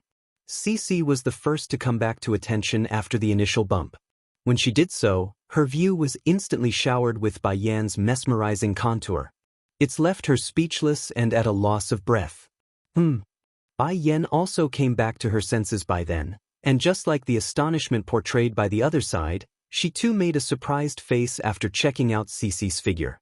Demonic Wolf Clan? Cece's body quivered at being pointed out. If it was her own kind who saw through her background, then it's still understandable, but everyone here in the secret domain are capable of hiding their scent and aura, making this very abnormal. "You are?" she asks with a furrowed frown. Controlling her expression, Bai Yan speaks. "Before I came here, First Elder had told me about your clan. He said there are those who've been exiled to the secret domain as punishment and made to guard the place, and your clan is one of those guilty groups, is it not? Giving a pause to think before continuing, is your clan chief called Zhang Changqing? The demonic wolf clan has always been ambitious even before their banishment. The only exception was this Zhang Changqing. As a result, the person who was still a young lad back then was made the clan chief due to his timid nature. Yes, Zhang Changqing is the clan's chief and my father. Showing a smile now, Cici felt more at ease since she didn't feel any hostility from the other woman. May I know who you are, miss? I only want to ask you one question. Have you seen Deetsong? Deetsong? Showing surprise on her face, Cici almost questioned her own ears for a second there. Who exactly is this woman to address the Demon King by name? And your relationship to the king? Oh, I'm his wife. Oh, I'm his wife. This sentence was like a heavyweight smash hitter, causing the wolf lady to become disorientated due to this overwhelming piece of information. Is this woman the king's wife, the mother of the prince? What am I supposed to do? The prince is still at home and I'm impersonating the queen. The little devil, casting her eyes downwards in order to avoid eye contact. My apology, but the king is not at this place. Your Highness should go look elsewhere if you wish to find him. Even if the panic in her eyes were only a glimmer of a flash, it's still not quick enough to escape Bai Yan's sharp attentive gaze. Giving a quiet nod of suspicion, okay, I won't trouble you then. If there's a message from Deetsong though, remember to let me know. When her words fell, she immediately made a turn to walk the opposite way. However, if one paid closer attention, they would easily recognize how slow her footsteps were, unlike before where it's at a pacing speed. Sure enough, when Cici made a run back to inform her accomplice, Bai Yan's head had come around to watch where she went. This demonic wolf clan, something is not right with them. Suddenly, a small hand reaches out and tugs at Bai Yan's sleeve from the side.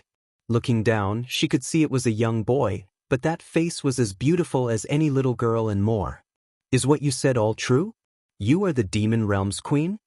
Blinking that eyelash, the young boy asks with carefulness in his tone. She nods. Do you know something, little boy? Based on the kid's gaze alone, she could already tell he has something to say. Nodding desperately, little leopard went right into the important bit. If you are the Demon Realm's queen, then you are Xiaoqin's mother, right? Clenching up in her heart, Bai Yan instantly grasps onto the child's shoulder because she knew her chance was here. Have you seen Xiaoqin? Where is he? Giving a glance towards the direction of where the wolf lady departed, those people tricked Xiaoqin and I into coming here, then they gave him the drug to lose his memories. Thankfully he didn't fall for their plan. Now they're shamelessly claiming to be his parents. The last bit of that explanation made Bai Yan's fist clench even harder. You say those people, are you referring to the demonic wolf clan's member? Yes, it is them. Those wolves not only pretended to be Xiaoqin's parents, they also said the Demon Realm's king is his worst enemy after believing he's lost his memory. Biting his little lip, the boy tightens his grasp around Bai Yan's sleeve like he's afraid she might not believe him. Xiaoqin said he wants to see the king, that's why he stayed at the Wolf Manor. Auntie, can you help get him out of there? I can't just leave him behind. A surge of anger erupts from the woman's chest as Cici and her accomplice came quickly out of the establishment during this timing. When they saw it was Little Leopard standing next to Bai Yan, the wolf lady nearly lost her footing and crumbled to the floor. Zhang Yu didn't do so well either, but unlike the lady, he's more composed and hurried to drag the leopard boy back to his side before making a greeting. Your Highness has traveled far today, please forgive this boy's lack of manners. He's my son's playmate, so he might have done something he didn't mean to. Allow me to bring him back for further education if he's offended you in any way. As much as Bai Yan would love to tear these two scheming wolves apart right then and there, she nevertheless suppressed her inner anger to take the safe route. I disagree there. I find this boy very much to my liking, in fact. Zhang Yu was truly startled by that answer. First giving the teary boy in his hand a stare, then he furrowed his brow into a frown of confusion. This boy also lost his memory because of the drug. There's no way he could have anything to the Demon Queen. Perhaps it's really just that they're compatible. Bai Yan's fury, 1, Since your highness likes it, then I'll take him to visit you in person on another date. He hasn't completely taken control of that brat yet, so it's imperative that he not allow the two to meet. Flickering a meaningful light in the eyes over how the man was trying to hide the leopard boy away. No need, I am getting tired anyways, so why don't I come to your home for a visit? How about that?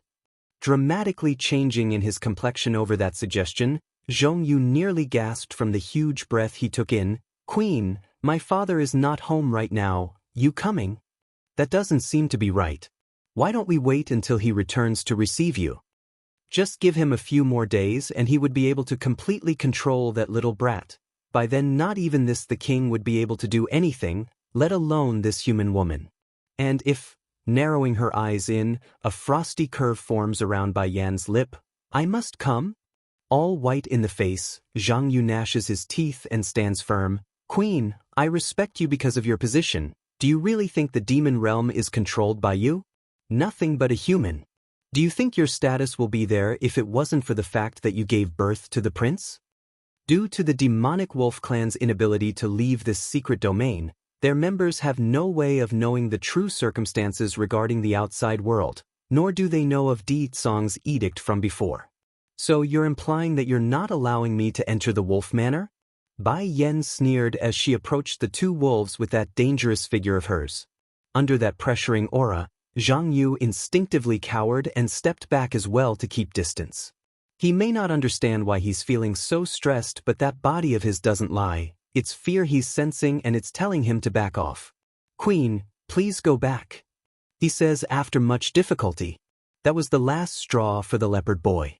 Breaking free from the hold, little leopard quickly ran to Bai Yan's side and stared viciously at the two wolves. You two are bad people and kidnapped Xiachen.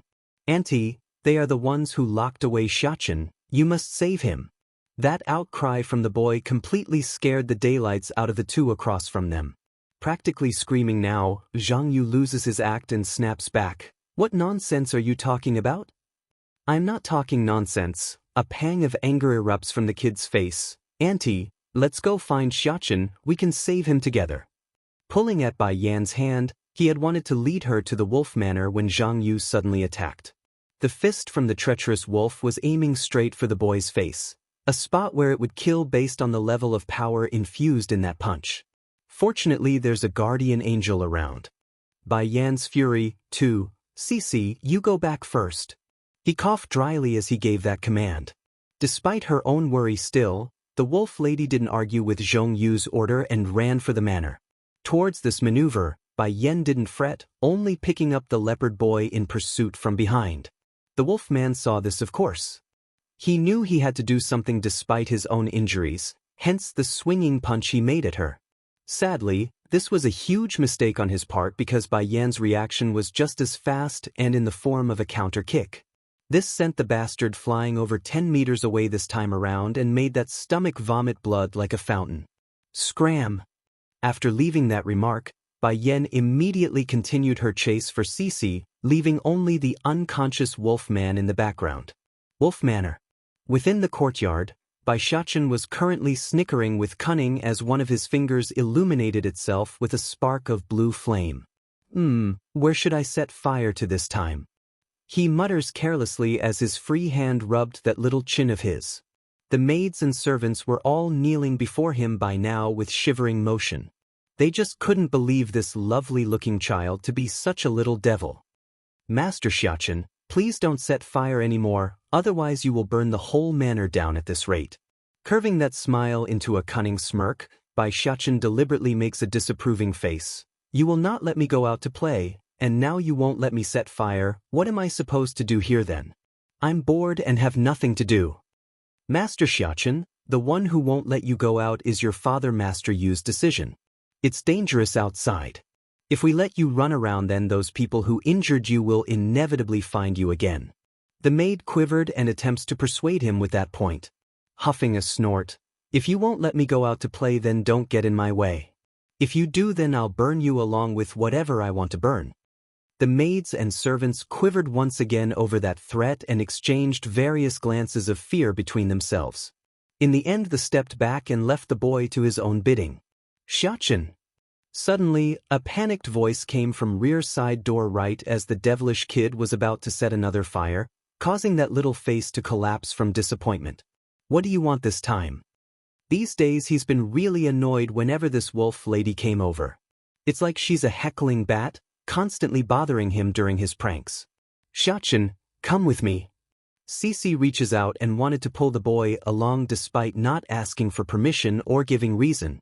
This angered the little steam bun, of course, which he avoided by sliding to one side using a quick step. Normally the lady would question why the supposed amnesia kid would react this way, but time was urgent and she didn't have time to dwell on the matter. Not knowing what to do, Cici did what came to mind and tried again to no avail. Listen to me, Xianxia, those people who harmed you is coming, we must go into hiding to keep you safe. Now hurry and come with me. I am your mother so I won't hurt you. She explains with panic showing all over that urgent face. Now that news wasn't bad at all. In fact, it made Bai Xianxia light up with Li in the eyes, for he knew what's coming. Is Baddie father here? Pretending to be puzzled. You said those people harmed me, but there's no hatred between me and them, so why would they hurt me? Stumped by the logic, Cici began to ramble on the only idea that could sprout from that airhead brain of hers. That's because they found you cute and cuddly. They wanted to steal you away from me and your father, but we refused. How can we abandon you, Xianxia? That's when they got furious and attacked. They wanted to destroy you because they couldn't have you. Bai Yan's fury. 3. Is it? Bai Xianxia's eyes were full of laughter after hearing that defensive excuse, but it didn't even compare to the beaming face he showed after catching a glimpse of that lovely red figure slowly descending from the air. Mother! Likely due to not being aware of the person that has landed behind herself, Cici actually believed the little rascal was calling out to herself and became warmed by the thought. It couldn't be helped. After this little devil came to their home, things haven't been the same. It's downright chaotic and a mess. It looks like my efforts have paid off. This little guy now knows what's best for him and accepted me in his heart. Just when Cici was getting jubilant over that idea, Bai Xianxia had already shirked off her hands to run past towards the doorway. This left the wolf lady completely frozen there. Stiffly turning around with those fingers still hanging in the air, what came into her view was Bai Yan's gorgeous contour. Before either of the girls could say another word though, Bai Xianxia had already thrown himself into those arms. Mother, I miss you so much, how come you didn't come find me earlier?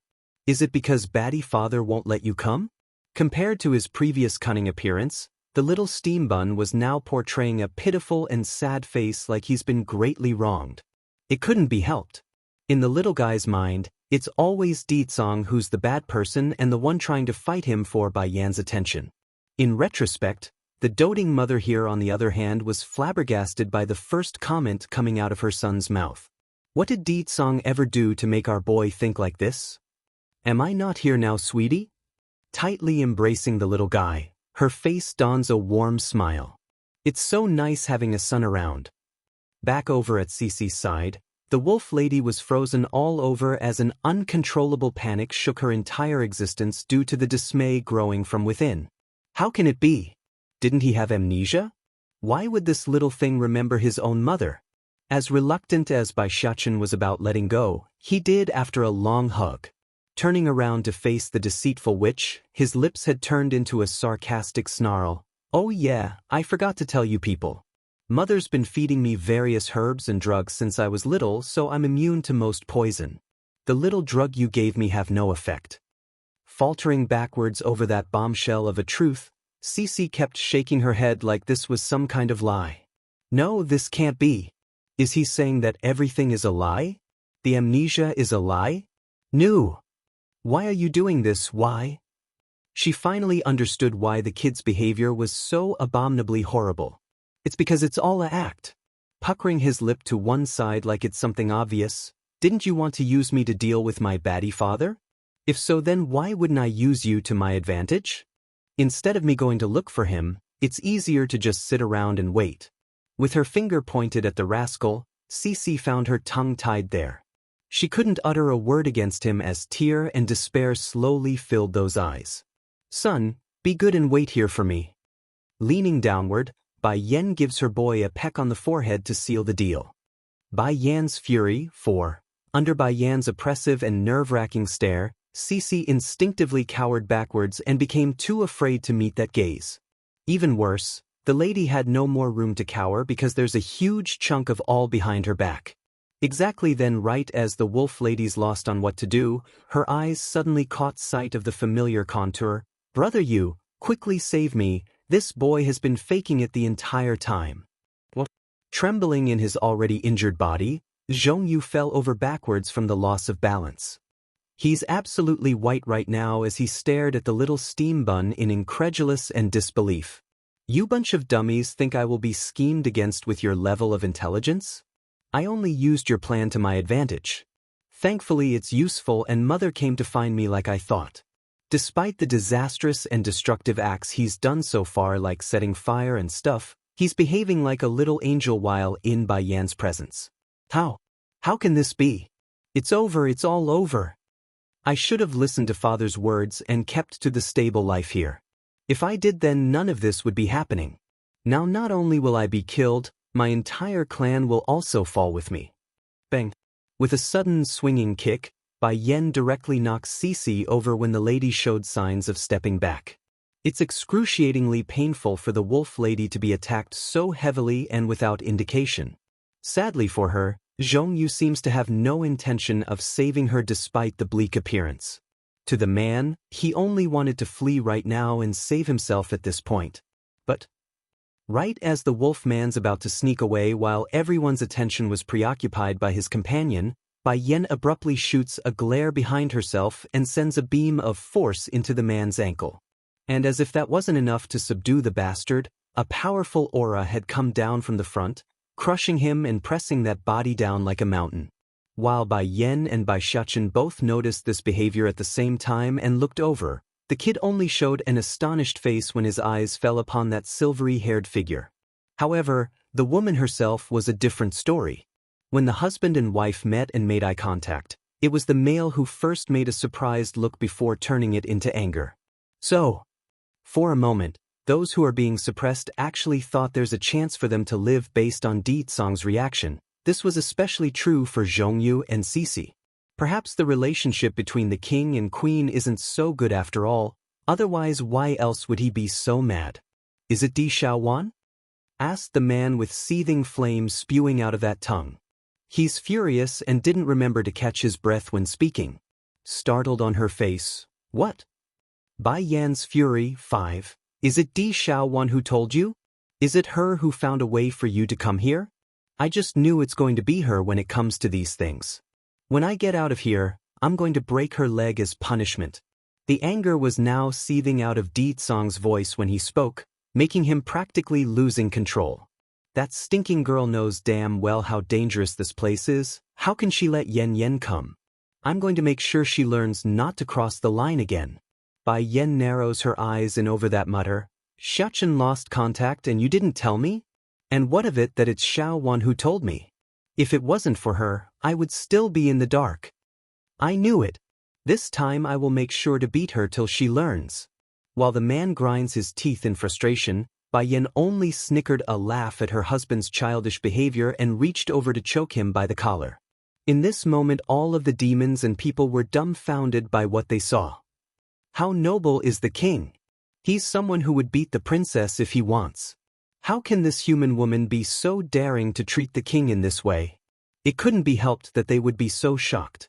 These demons stationed inside the secret domain have never left their homes for a long time now. It's normal for them to lack the latest news regarding the relationship of this pair from the outside. "Ditsong," Bai Yan spoke with flair all over her face, "who did you say you were going to tie up and beat?" By now Ditsong's anger has mostly dissipated due to his wife's harsh voice. Then after some thought he decides to answer honestly upon weighing the pros and cons of lying. "Di Xiaowan." In response to that answer, Bai Yan only started to chuckle menacingly. It's nerve-wracking, making even Ditsong feel uneasy. Yen, there's a lot of celestial rank people here in this secret domain. Out of worry for your safety, that's why I forbade Xiaowan from. "You shut up." Bai Yan's yell instantly made the man shut up that lip. "I'm going to ask you one last time. Who did you say you were going to hang up to beat? I only wanted to, but before he could finish that sentence with his sister's name, Bai Yan's expression had already turned dangerously dark, causing Di Tsong to change his wording right away. I want to hang myself to beat. Only then did Bai Yan smile and pat him on the shoulder. Now that's good. In front of you, I am always very good. May your hubby here know if you will reward me with a daughter? That will depend on your performance. Bai Yan's smile grew even deeper.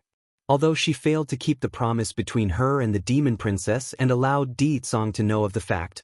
But what's so hard about protecting that girl? I am always good. Do you want to see for yourself tonight, Yan Yan? A rosy smile evokes out of the man's lip while his voice whispered into the woman's ear. Bai Yan's fury, 6. Sweeping his eyes over to the wolf couple, Bai Xiaoqian's mouth immediately puckered to one side like a little kid. These people lied to me and claimed to be my family. They also gave me some sort of drug that is supposed to make me lose my memories. If not for mother feeding me all sorts of medicine since I was little, they might have succeeded in their plot. Di Tsong's expression began to grow menacing and dark when listening to the whole story. It's not the same type of outcry he made when talking about the demon princess. Rather, it's the silent type that sends chills down anyone in the near vicinity. Naturally, the target of his ire was the wolf couple on the floor that's currently drenched in sweat due to the pressure they felt. Di Tsong, do you want to do the deed or should I do it myself? Bai Yan also chimes in with a menacing voice of her own just then. Of course I will handle these troublesome wolves. There's no need for you to deal with such small matters, Yan Yan. The demon king glares down at the kneeling couple, his voice grim with the tone of a swinging bat at everyone's heart. The demonic wolf clan is wild with treasonous thoughts. Daring to threaten their prince is an unforgivable sin. From this day forward, I never want to see them around again. Yes, king. The demons that arrived with the man echoed their response like howling beasts, their voices loud and clear as it roared across the sky. Zhong Yu became paralyzed through everything. He had wanted to seek his father for help after making his escape and abandoning his wife, but it seems even that little hope was now squashed. Yan Yan, my subordinates will clean up this mess in our stead. Let's go home, shall we? Di Tsong suggests. Let's go home, shall we? Tightly holding her son's hand, Bai Yan finally reveals a laxed smile after coming to this domain. All right, let's go home. Mother, wait. Bai Xiaoqian suddenly pushes the woman's hand away and ran over to the leopard boy's side. With a bright smile, little leopard, you come with us as well. The shy kid bit his own lip like he's uncertain. Nevertheless, he eventually spoke with carefulness in his voice. Can I? Yes, you can. There are many demons living in the demon realm, and no one will dare to hurt you there. I also have a cute little sister I want to introduce you. The little steam bun kept holding onto his friend's hand when he said all that. He's sincere and showed not a hint of lie on his outer appearance. Okay, little leopard finally nods. I want to leave with you. Ecstatic now in his mood, Bai Xiaoqian drags his friend over to Bai Yan's location and began to sparkle in his big blue eyes. Mother, little leopard is a good friend I met while staying in this secret domain. I got injured and it was he who helped me. Can we take him away with us? Ruffling her boy's hair over how cute he's acting, Bai Yan just couldn't resist a chuckle. Of course, as long as you are happy, my son. That's great. Hugging the woman's leg after getting the approval. Mother, I miss you so much during these days. Let's not separate again. Okay, we won't separate again. How could Bai Yan not miss her boy during this period? If not to exercise and help improve this little fella's ability, this doting mother would have long came on her own. Meanwhile, to one side, Di Tsong was currently stretching his face downwards from displeasure. Why do I feel like I'm only an extra whenever this little rascal is around? Yan Yan, I see your mental condition is not very good. Let me take you back so you can rest first, okay? Bai Yan smiled deeply at the tentative care. I don't know what's going on, but I've been very tired lately. It's good to have a rest like you suggest. Bai Yan's fury, 7. Even if she's a celestial rank cultivator, Bai Yan still requires rest like any ordinary person if they're tired. Sure, going for several months as a practitioner wasn't a big deal if they absorbed the natural energy in the air, but that would only alleviate the body's hunger and fatigue for an undetermined period of time. In the end, everything in existence requires rest no matter their strength or power. It's been like that for a while already? Nervously grabbing his wife's hand, Ditsong's expression was filled with unease. Are you sick? Do you want me to check your pulse for a checkup? Bai Yan couldn't take it anymore and bursts out a chuckle at that frantic appearance. Are you silly or something? Us cultivators are physically strong and would rarely get sick. Ever since I broke through to the king rank several years ago, I have never gotten sick again.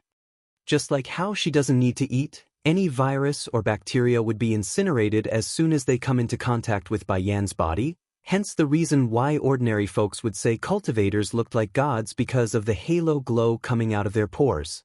What's more, this lady was already at the celestial rank, a genuine person who have stepped into the realms of what they could call a demigod both in terms of lifespan and strength. But, out of consideration for Ditsong's worried heart, she nevertheless sighed and began to examine her own pulse. Next second later, her face froze like she's seen a ghost. What's wrong? Finding the increasingly tenseness in the air, the Demon King gulped and asked again like he couldn't control his own tongue. He's trembling and downright fearful of what the final answer would be. Please, Yan Yan, are you okay? You must tell me if you are sick. Inhaling deeply, Bai Yan took a moment to gather her composure after closing those eyes. Then with a trembling voice of her own, I'm pregnant. Yes, during the recent days, she's been incapable of focusing entirely like how she used to in the past. Whether it be making a breakthrough or refining the Dan pills back at the Holy Land, everything was done with a sense of reluctance due to her mood. Bai Yan assumed it was due to the fatigue of course, she did run around a lot recently. What she didn't expect though was this news of herself being pregnant. To be clear, it's not that this woman was being careless about her own health. During the first pregnancy when she carried Bai Xiachen in her tummy, Bai Yan would always feel stuffy and with a loss of appetite. Now this time there's none of that, so of course she wouldn't think in that direction. What did you just say?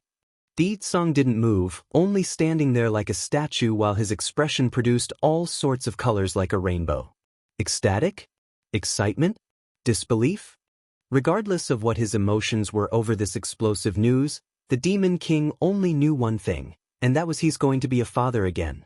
He couldn't be around during his wife's first pregnancy, but now he has a chance to make it for it. Bai Yan suddenly pats her own forehead with an upset face. I'm already 3 months into my pregnancy. If I match it up with the timing, it should be our first night together.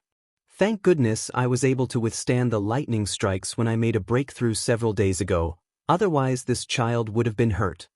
If she had known about her own pregnancy, then this lady would have made preparations ahead of time so the baby doesn't get affected. While the soon-to-be mother of a second child felt annoyed at her own carelessness, the father in this case only stood there with a goofy grin on that face. It's quite apparent this man still hasn't come back to his senses. Mother, it's then Bai Xiachen pokes his little head over. Am I going to have a little sister? Bai Yan knocks the boy's head with her knuckle. And how do you know it's going to be a sister? I've told you before already. I had a dream, Mother. I dreamt about my little sister. Although I didn't get a good look, but I'm certain it's my sister, a lovely and sensible sister. She's going to be the most beautiful little princess in the world. Bai Yan's fury, 8. In Bai Xiachen's mind, his sister would naturally be the best. Even if he exhausted all the adjectives in the vocabulary, it would be far from sufficient to depict his sister's excellence. Yan Yan. Not letting the mother and child to continue, Ditsong suddenly exclaims after coming back to reality and firmly pulled his wife into his arms. Nearly trembling in his voice due to the overwhelming joy, this is the best gift you could give me. From now on and into the future, me and our son will do everything to keep our daughter and you from any danger. We won't let any harm come your way. Like a good little supporter, the little steam bun hurriedly nod in agreement. I am a man now, I will protect Mother and my little sister. I won't let anyone harm you. Raising a hand to rub her still flat belly, Bai Yan's heart naturally melted away due to this pair of important males in her life. Back when she first gave birth to Xiachen, she was alone and up in the mountains with no one to help her during labor. At the time, she vowed to protect the newborn life no matter the circumstances, but now. Perhaps it's because of Song's presence or her boy's promise, but she never felt so happy due to the strange feeling tingling inside. What's the phrase? She's not alone anymore?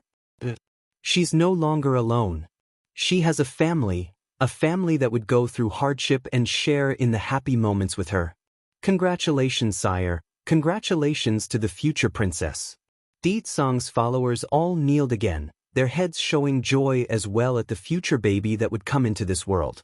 For the sake of our daughter, the attack on the celestial realm will need to be pushed forward. I will definitely give you and our daughter a peaceful world to live in. The proud man vows. I believe you. She believes in him, and believes that day wouldn't be too far off. Spirit Realm. Within a luxurious manner, Spirit Lord He Fei Xiang was currently staring down at a group of men whose strength are comparable to those of the celestial rank. However, the aura they gave off were somewhat unstable and odd in comparison to the real deal.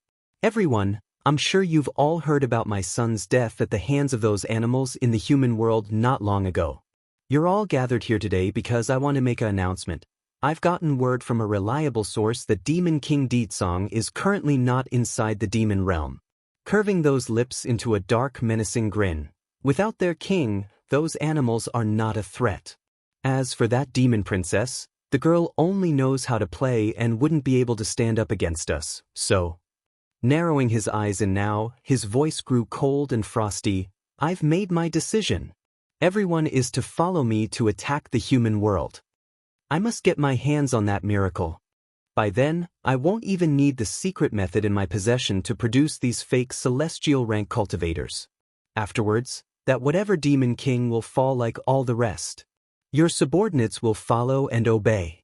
The crowd complied by making that answer like a booming speaker. Good. Chuckling like a snake, we will head out at the next light. I want the human world to be turned upside down. This time he won't just take the miracle, he's also going to get revenge for his boy that died out there. Regardless of those people being involved or not, it doesn't matter to this Spirit Lord, they are all going to die. Yes, my lord. Pleased by the loud response, He Fei Xiang didn't say more and turned for the room behind himself. However, unbeknownst to this arrogant man, a certain lady has been eavesdropping on the entire gathering event. It's Lu Qingyu, the spy sent by Bai Yan. Right now this lady of the spirit realm was looking terribly pale because this information must be passed on immediately. Once she figured no one was paying attention, the woman promptly made a run for the outside. Bai Yan's fury. 9. Elder June. Lu Qingyu cries out to her trusted follower as soon as she's made it to her residence. There's sweat pouring out of her forehead as she spoke. Things are not good. Miss, what's going on? Getting up from his chair, Elder June appears puzzled by the frantic appearance of the lady. That man, he intends to attack the human world in person. I can already see the calamity and the destructive image. Go now, go inform the mistress. She must hide as far away as she can. Father's strength has reached the middle level of the celestial rank, so no one is his enemy now. If he really is set on a person, then there's no escape. The most urgent task is to let Bai Yan find refuge in the demon realm, only there will she have a chance. I understand then, milady, I will make a trip to the human world right away. Elder June didn't delay and began to walk towards the main exiting passage. However, right as the senior finished opening the door, he was shocked to find 2 guards already standing outside blocking his path. Elder June, miss, we've been ordered by the Spirit Lord that none is allowed to go outside. Please return to your residence. No one is allowed to go outside? Getting cold in her tone, Lu Qingyu lashes out by raising her voice. Outrageous. I'm sending Elder June out to buy me some goods for me. Why are you not allowing him to go outside? Miss, this is the Spirit Lord's order, please forgive us. Despite the guard taking to the knee when explaining, the tone they gave was neither humble nor respectful. Now she's starting to sweat due to the panic she felt. Grinding her teeth in frustration, I said it already, I'm only sending him out to buy me some goods, he will be back very soon. Now move aside and make way. Sadly, the mildly veiled threat in the lady's voice didn't make these 2 guards budge and remained like a mountain. It's no secret that Fei Xiang had recently given this lady great commanding power, but the Spirit Lord remains to be the head of this realm. The man's order comes first before everyone else, including the man's own children. Miss. Seeing how Lu Qingyu's about to lose control on the suppressed anger, Elder Ju knew he must intervene. Pulling at her arm, he spoke just loud enough so the two men could hear, "It's only a small thing, we can buy it later anyways." That done, he immediately gave a signaling wink indicating they should move out of sight before further discussing the issue. It's definitely a smart move by the senior. If they had forced the matter and demanded to leave, then it would surely arouse the suspicion of the Spirit Lord. By then, not only would it not help the problem, it would only draw unwanted attention. Fine. Huffing a long breath, the lady turns without looking back. We're going back inside. While the two occupants left of their own volition and didn't show any indication worthy of suspicion, the two guards still gave a distrustful stare in that direction. Then with a wave, they called for a third person to come over and muttered something secretive into the newcomer's ear before running off again. Back inside her room again, Lu Qingyu paces back and forth. What should we do now, Elder June? If something happens to the mistress, then no one can help us. At the beginning she was still unwilling to submit due to her own proud nature, but now, she has long understood the only one that could help in her mission of taking down that man was none other than Bai Yan. Bai Yan's fury, 10. What's more, Lu Qingyu's voice stalled for a moment. If she dies, we won't be able to live either. After returning to the spirit realm, this lady had more than once tried to remove the poison in her own system. Sadly, regardless of her effort, she couldn't lift it. This also proves that their life was now firmly tied to Bai Yan as a person. If she lives, they live. If she dies, they die. This won't do. I must save her. Miss, we'll try to leave the spirit realm again during the night. However, if we leave this time, then we won't be able to come back again. The senior sighs over their own future. It's exactly as Elder June claims. If they leave now, then it's indicative of their crime, meaning they would become wanted throughout the spirit realm. Returning would be a death sentence. Lu Qingyu didn't speak as her body quivered so slightly at the thought. She's contemplating what to do right now, for the final decision lies with herself. Undeniably, the lady doesn't hold much affection for this spirit realm and would love to see it perish. However, this place, there are too many memories of her and her mother together. Elder June, a bittersweet smile comes out. But what choice do we have other than that? If Mother was alive, then I'm sure she would also hope for me to leave this wretched place. To be free and to be not bound by the restraints provided by this forsaken realm. Closing her eyes, a pang of pain surfaces from the girl's appearance. Miss. The senior's expression also showed pain after hearing that. Do you want to visit the madam again? Shaking her head. No, that will only arouse the man's suspicion even further. We will leave tonight as you suggested. Raising her head, she then looks upward to the open blue sky. Maybe this will be the last time I see this picture again. Nighttime. Dressed in a clad of black, Lu Qingyu and her accomplice were silently running through the courtyard until they reached the exit again like this morning. Giving Elder June a signal, they swiftly came behind and attacked, removing the two guards without any sound or struggle. However, right as the two issued a breath of relief at their own success to remove the obstacle, countless torches instantly lit up around them, surrounding the pair and cornering them to the spot. Lu Qingyu froze over in that moment. Stiffly turning her head around, the picture of Fei Xiang immediately came into view. Father! Trembling in her voice, there's white all over that face as the sweat soaked the lady's dark clothing. My good daughter, where are you going when it's this late? Asked the Spirit Lord in a calm manner. Twitching nervously in the corner of her mouth. I noticed a jade hairpin the other day and didn't bring enough money. Then when I sent Elder June to go get it for me this morning, these guards forbade us from leaving. That's why I want sneak out tonight to buy it. Are you going to buy a hairpin or to go give those humans word of our invasion? Fei Xiang sneered and approached his daughter with dangerous air. I've been thinking about it ever since the last assault. Do we have a traitor among our mix? But you know, our spirit realm isn't a place where ordinary people can leave and go as they please. That leaves you as the main suspect. Cackling now like an evil overlord, You know why I called a meeting out in the open today? It's to set you up. I wanted to see if you will really fall for the bait I set. Elder Jun's death. 1. Fei Xiang stopped coming closer. Instead he now made a disappointed look on his face. Whether or not it's genuine was another story though. Oh, how I wish none of this is real. Your brother and sister were both killed by those demons. Now you are my only daughter. What are you not satisfied with? In the future this spirit realm will be yours, yet you would betray me for those inferior insects? The more he spoke, the gloomier his mood became until it's hit rock bottom. The man won't deny he's been giving this daughter of his the cold shoulder over the years and neglected the girl's mother during the final moment, but he's never hit or scolded the girl at all. What reason does she have to hate him as so? It just didn't make any sense to this spirit lord. By this point Lu Qingyu had already recovered from her initial stiff appearance. Instead of panicking or begging for mercy, this spy only showed a bleak smile of pain when she snapped back. And did you forget how my mother died? It was because of you. She was killed by you. Do you think she would have fallen into depression and died from a broken heart if it hadn't been for your heartless cruelty? Eventually tears began to swell out of the lady's eye and trickled down that flushed face. Even in death you still won't see her.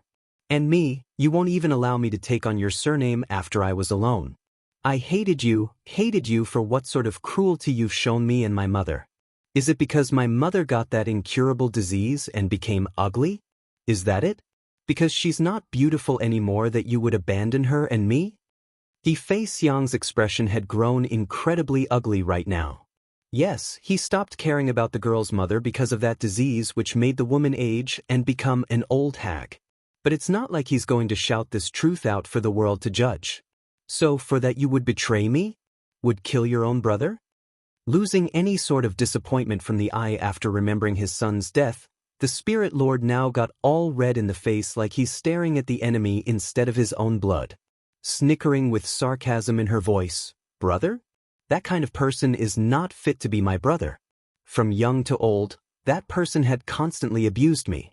If it wasn't for my inability to challenge you, then I would have killed that so-called brother long ago." Gently closing his eyes like he's coming to terms, Fei Xiang eventually opened them again but with a sharp, glaring light in them. It's that of a blade shooting out at its target and slicing through the flesh. Then don't blame me for being ruthless. This is your choice. Someone come, subdue these two traitors and make them pay a heavy price for their actions. Tightly gripping his hand until it's a ball, rage stirs from within. Also, I want to make one thing clear. Your mother turning ugly and old is only part of the reason why I stopped caring about her. The main reason is because she's too vicious as a person. She's killed too many of my concubines. If not for her exceptional beauty, I would have long removed her from my harem. Snickering a sarcastic cackle again, as for not allowing you to take on my surname, Humph, a tramp that is born of such a vicious woman couldn't be any good, and I was right. You are just like your mother, murdering your own brother and sister with your betrayal.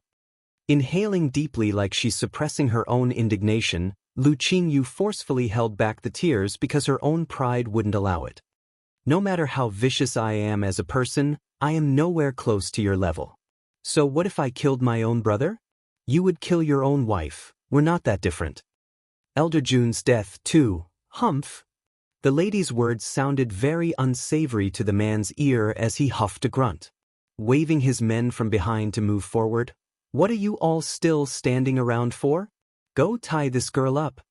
Yes, milord. Arching their fist, the crowd immediately drew their weapons and rushed over to surround the pair. Elder Jun's expression had changed to a whiter shade already upon reading the situation. Quickly pushing his mistress behind himself, the senior stands ready in a protective stance. Miss, go. Elder Jun.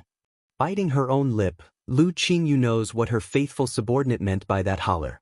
Ever since her mother passed away, this old man has been her only family in this world, and now she must abandon him and flee on her own.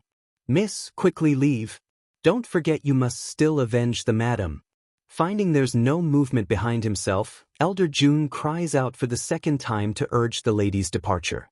Slightly trembling with her body, Tears finally poured out of the woman's tear duct when she realized for the first time how big and broad that old senior's back truly was.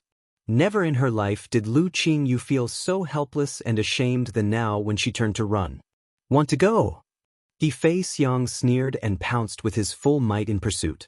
However, right as he's about to make contact, a powerful surge of power suddenly explodes out of Elder Jun's body and created an invisible wall around the area, blocking everyone from leaving. "None of you are allowed to touch the lady as long as I'm here today."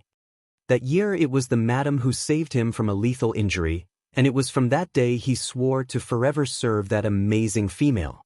Now that the madam was dead, it's natural that his vow would fall onto the lady. Regardless of his own fate, he must uphold his own oath and protect the madam's blood. Standing with stoic posture, Elder Jun becomes engulfed in a blazing flame that seems to be fueled by the air itself. "Are you mad?" Fei Xiang goes pale from the sight. "You're burning your own soul to forcibly enhance your strength. Is that really worth it?" "For the sake of the lady, everything is worth it." The senior's tone was as firm as ever. He's unshakable and unyielding in this matter. Haha. Snarling with a heavy grin. "And you think your sacrifice will be enough to save that little tramp? Even if you exhaust your soul, you are still no match for us. What can a brief moment of delay do to stop us? Without the Demon King's protection, the human world is nothing. By then Lu Qingyu will also die in vain along with those insects." One could literally hear the gnashing of teeth when the Spirit Lord spelled all that out. Although it's as the person says, Elder Jun stood no chance against the foes presented before him despite the sacrifice, but the flames from his burning soul were deadly scary even to the strongest of the bunch. The only flaw was the time frame. A soul could only fuel the forbidden technique for so long. Once depleted, it's all over and all the Spirit Lord and his goons had to do was wait here.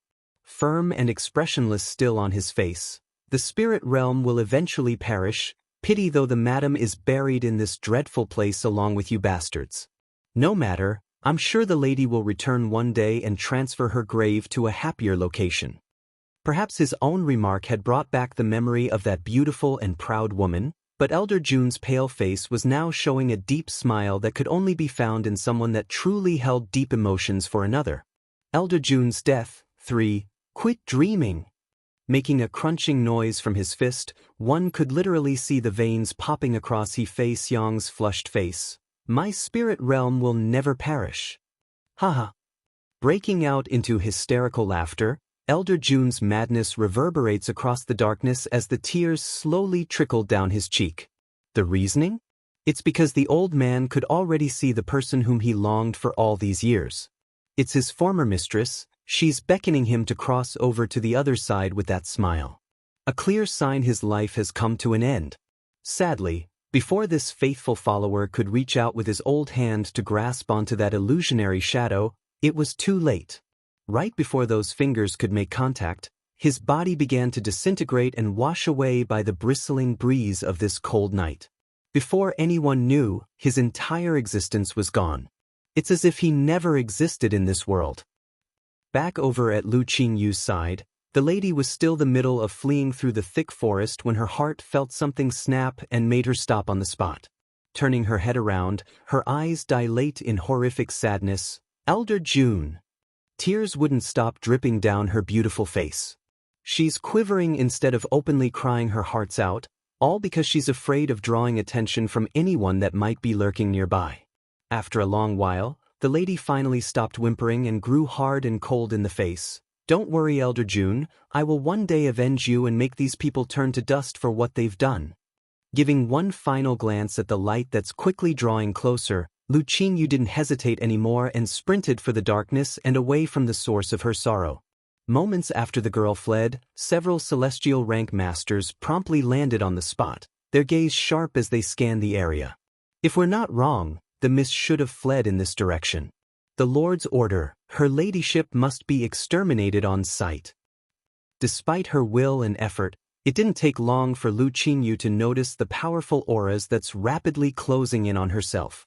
Bracing her nerves, the girl runs even harder until it's hurting on the chest. "I'm almost there, just a little bit more and I will be at the border of the demon realm. I will be saved once I get there. Finally, the sight of the huge gate signaling her salvation was in sight. Flashing a joyous look, the lady decides for who knows whatever reason to turn around again to take another peek behind her back. That's when her soul felt like it's been ripped out of her flesh. The reasoning? It's because the pursuers are now firmly right at her back and only needed several more leaps to overtake herself. The shock of discovering how close her pursuers are definitely affecting the lady here. Right before contact, Bai Yan's dainty fingers had clamped down at that fist, causing the torrent of energy to disperse and left Zhang Yu flabbergasted at the suddenly dispersal. The wolf man looks up in shock. Isn't she a human? Human beings are weak, how can she? Zhang Yu tried several more times to muster up his powers then, but it's to no avail. He's been firmly locked away by Bai Yan's control. And then, boom! In an explosion of force, Bai Yan directly sends a punch of her own as retaliation to the wolf man. This resulted in Zhang Yu shooting outwards like a soccer ball until he lands on the passing crowd. Though he didn't suffer any major damage from the fall, but the punch definitely left a heavy dent in his chest. Cece on the other hand was now gasping from the side. She's horrified by what she saw and didn't know what to do. Elder Jun's death for Lu Qingyu was on her last leg at this point. She still hasn't managed to make those people pay the price, nor has she been able to avenge Elder Jun's death yet, so how could she die here? Bang! Striking preemptively, she didn't want to die here today. Sadly, before the lady's fist could connect with the old man's chest that was coming at herself, the person had caught the strike mid-flight. Then almost immediately, a soft palm taps against her own belly and sent Lu Qingyu flying several meters back away. By the time she landed on the ground again, blood was constantly spewing out from the woman's mouth due to the injury. Despite this, she insisted on trying to stand up right away. However, the second she struggled to push herself, that's when the sharp pain stung the girl's innards, causing her to lose the air right out of her lung. Am I going to die today? In her desperation and iron will, Lu Qingyu finally got up again.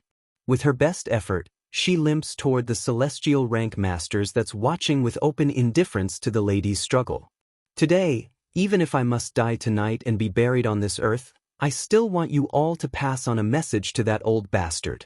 He will pay for his sins, if not now then in the future, he will. He will pay for his own sins. When crying out the last part of her sentence, the lady had already fallen into a maddening laugh that could raise a person's hair. It's very eerie and creepy. Once she was done with her antics, Lu Qingyu did not intend to run anymore and made a sarcastic smile on that bleak face in anticipation for the oncoming attack.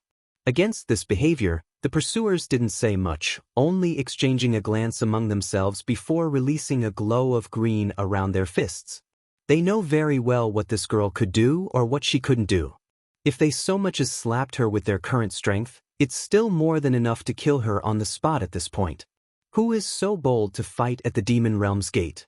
If you people want to fight, then get lost. Disturbance will not be tolerated. From out of the blue, an old and solemn voice rocks the air, deafening those who were unfortunate enough to be caught in its shockwave. Next second later after that statement, an old figure gradually emerges from the void and left the pursuers stunned for a brief moment. They never thought someone from the demon realm would show up here. This is the spirit realm's private business. Do not interfere. One of them speaks up after deliberating on what their options are. It's not that they're afraid of the newcomer, they're also celestial rank cultivators of course, but this wasn't the right timing to start a war with the demon realm. At least not in the open yet. Lu Qingyu on the other hand didn't care what her enemies were thinking. In her view, this stranger was her salvation and the light in her eyes immediately began to burn with life. Nearly shouting in her voice due to the excitement, "This demon senior, I am Lu Qingyu, a subordinate of your queen.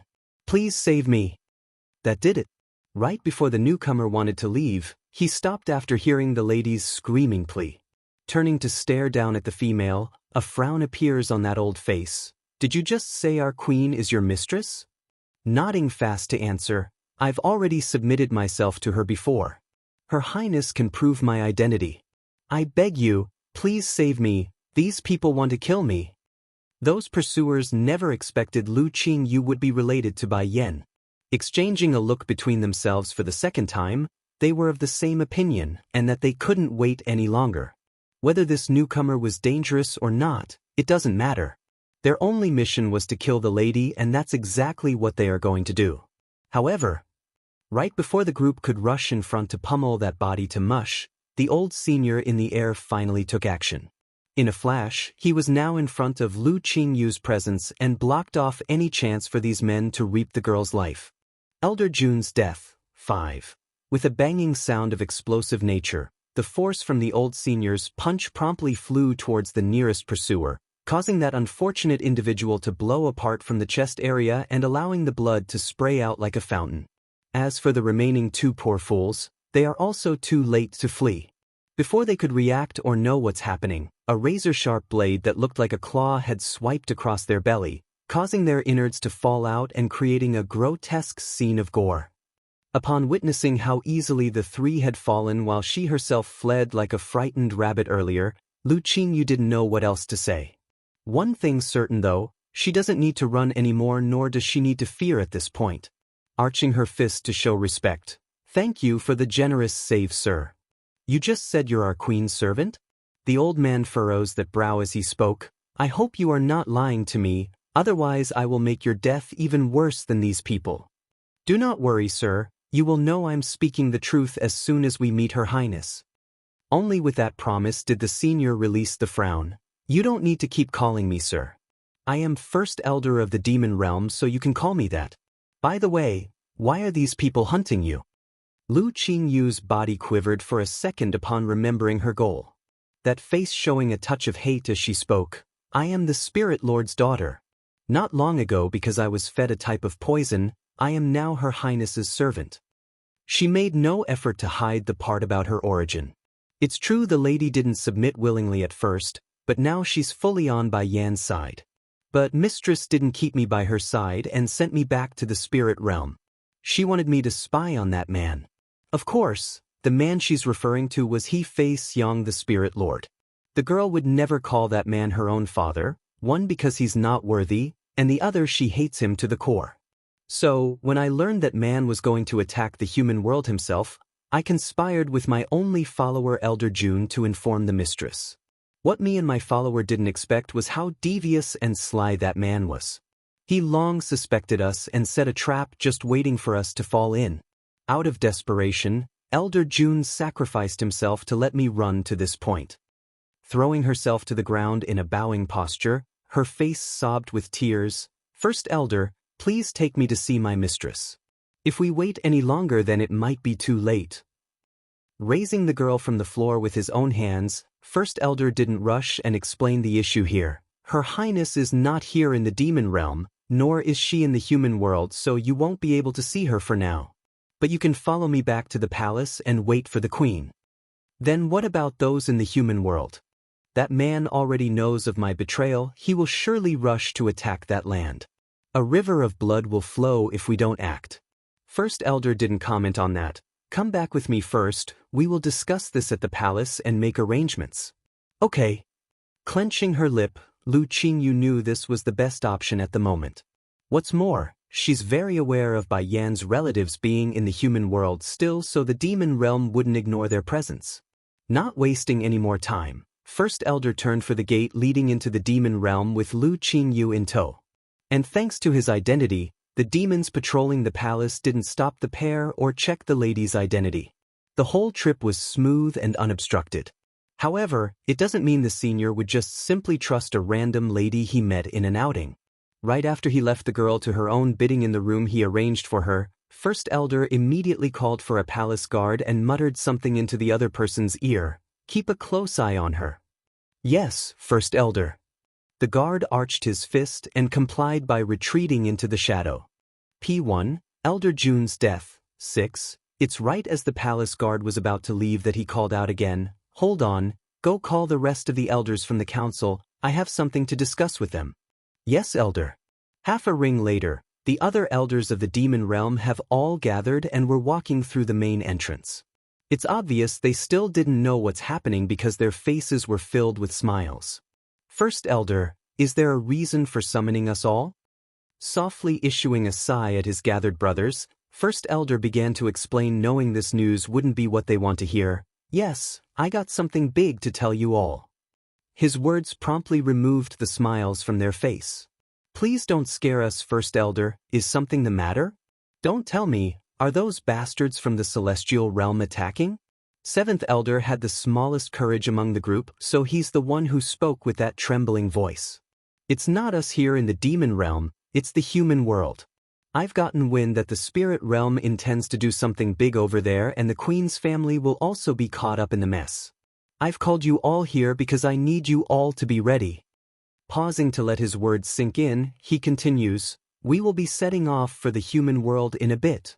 They could ignore the fate of those unrelated humans. After all, they are denizens of the demon realm.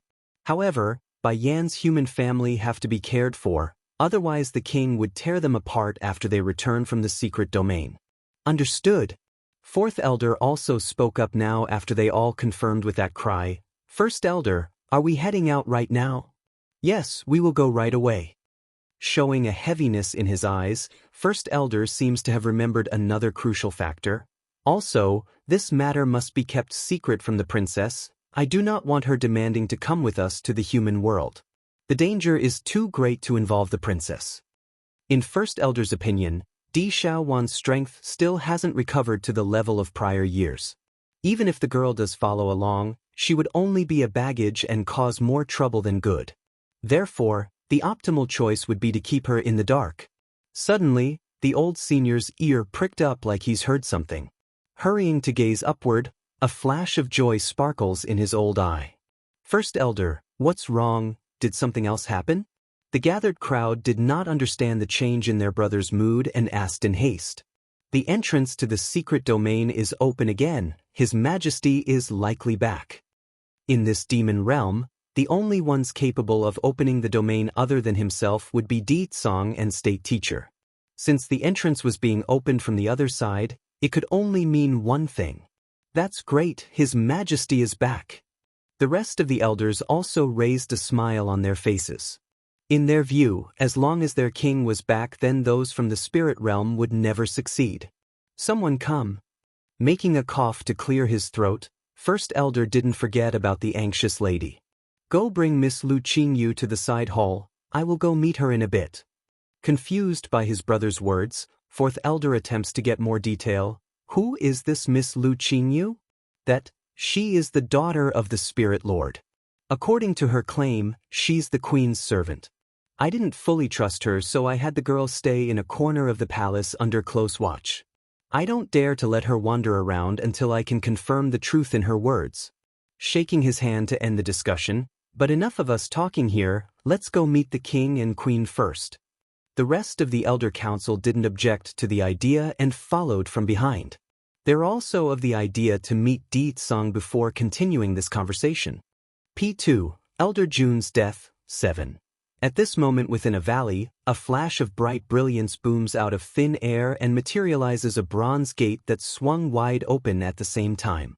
Following that was the appearance of a family of 3. The man seductively devilish, the woman blindingly beautiful, and the little kid cuddly and adorable. Together, the trio were almost surreal, like a painting itself when gazed upon. Welcome home, king, queen, and prince. Kneeling on the ground, their voices were respectful and united.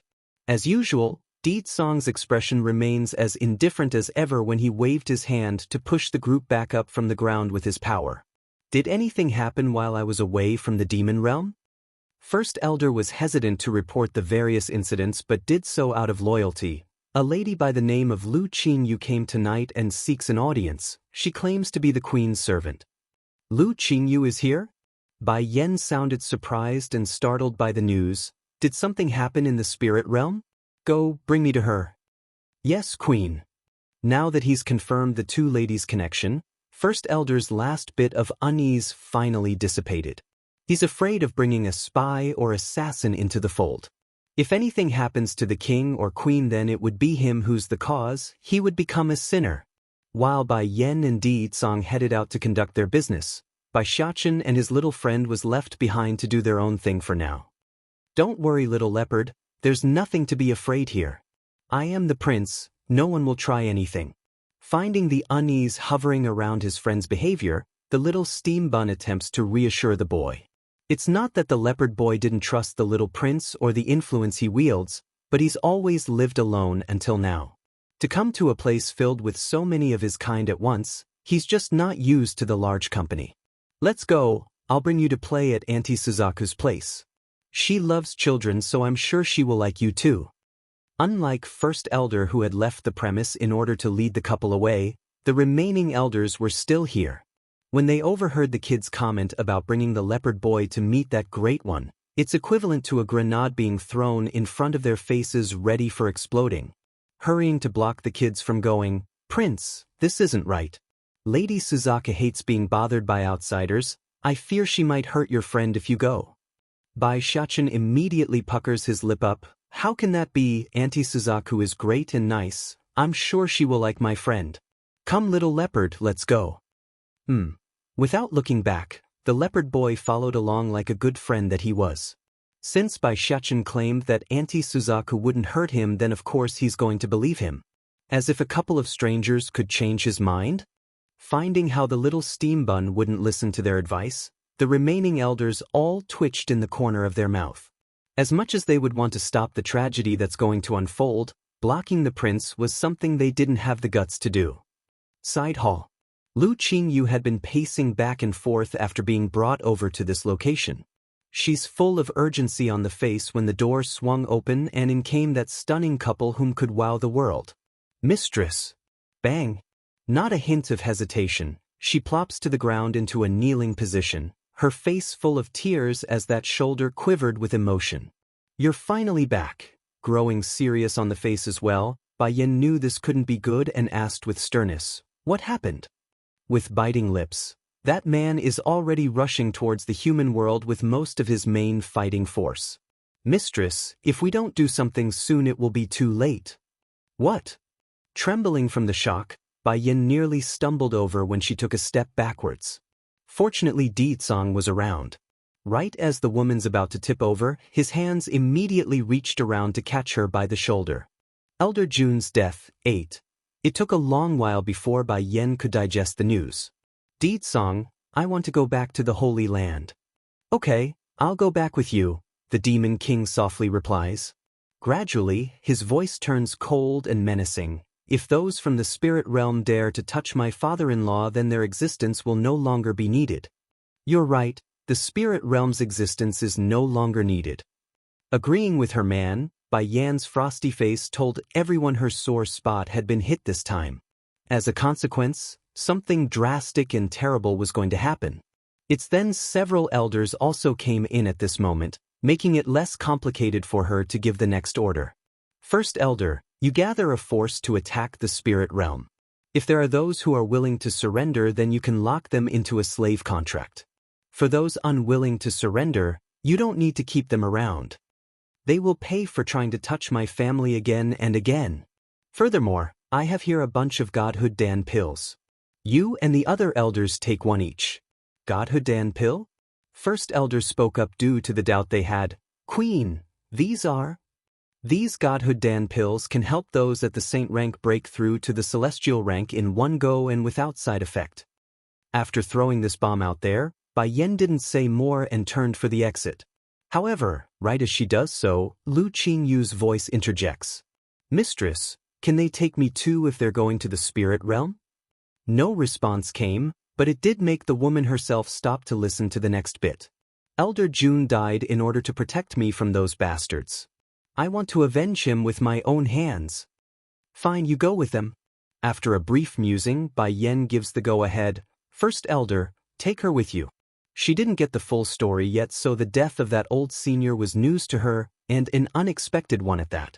It's true they had been in a dispute when their connection started, but Bai Yin didn't hold any bad feelings for that old man. Undeniably, Bai Yin holds a certain level of responsibility for Elder Jun's death since they only ran for it in order to bring news of the attack. "Di Tsang, let's go." After dropping this sentence, Bai Yin completely removes herself from the side hall. Ever since Bai Yin left the human world to rescue her own boy, the Holy Land has been at peace for a while now. Even so, The occupants here didn't relax. Their emotions were still tense, fearing who knows when the people from the spirit realm would attack again. Sure enough, on this bright sunny day, a dragon flying through the sky had shattered this calm with his outcry. Not good. Not good. Those people from the spirit realm are coming again. Everyone hide. Just like the huge fella, the rest of the demons patrolling the Holy Land's grounds promptly broke through the main gateway and scrambled to find a hiding spot. They didn't want to die in vain. How many of them came this time? Lord Chu Ran goes white as well when inquiring for more detail. It's estimated to be about 20 or so. 20 or so? Then that's good. The number isn't too large, we still have a chance to handle this. But the dragon remains worried. Those people are very strong, stronger than the last batch of celestial rank cultivators. What? Chu Ran shuddered from that. What do you mean by that? The 20 or so are all celestial rank cultivators. Elder Jun's death, 9. The dragon nodded while his tone remains unsure. How can we resist with that many celestial rank cultivators? Even if there are Sir Little Rice and Lady Tsing Yi here, we still wouldn't be able to fend off that many.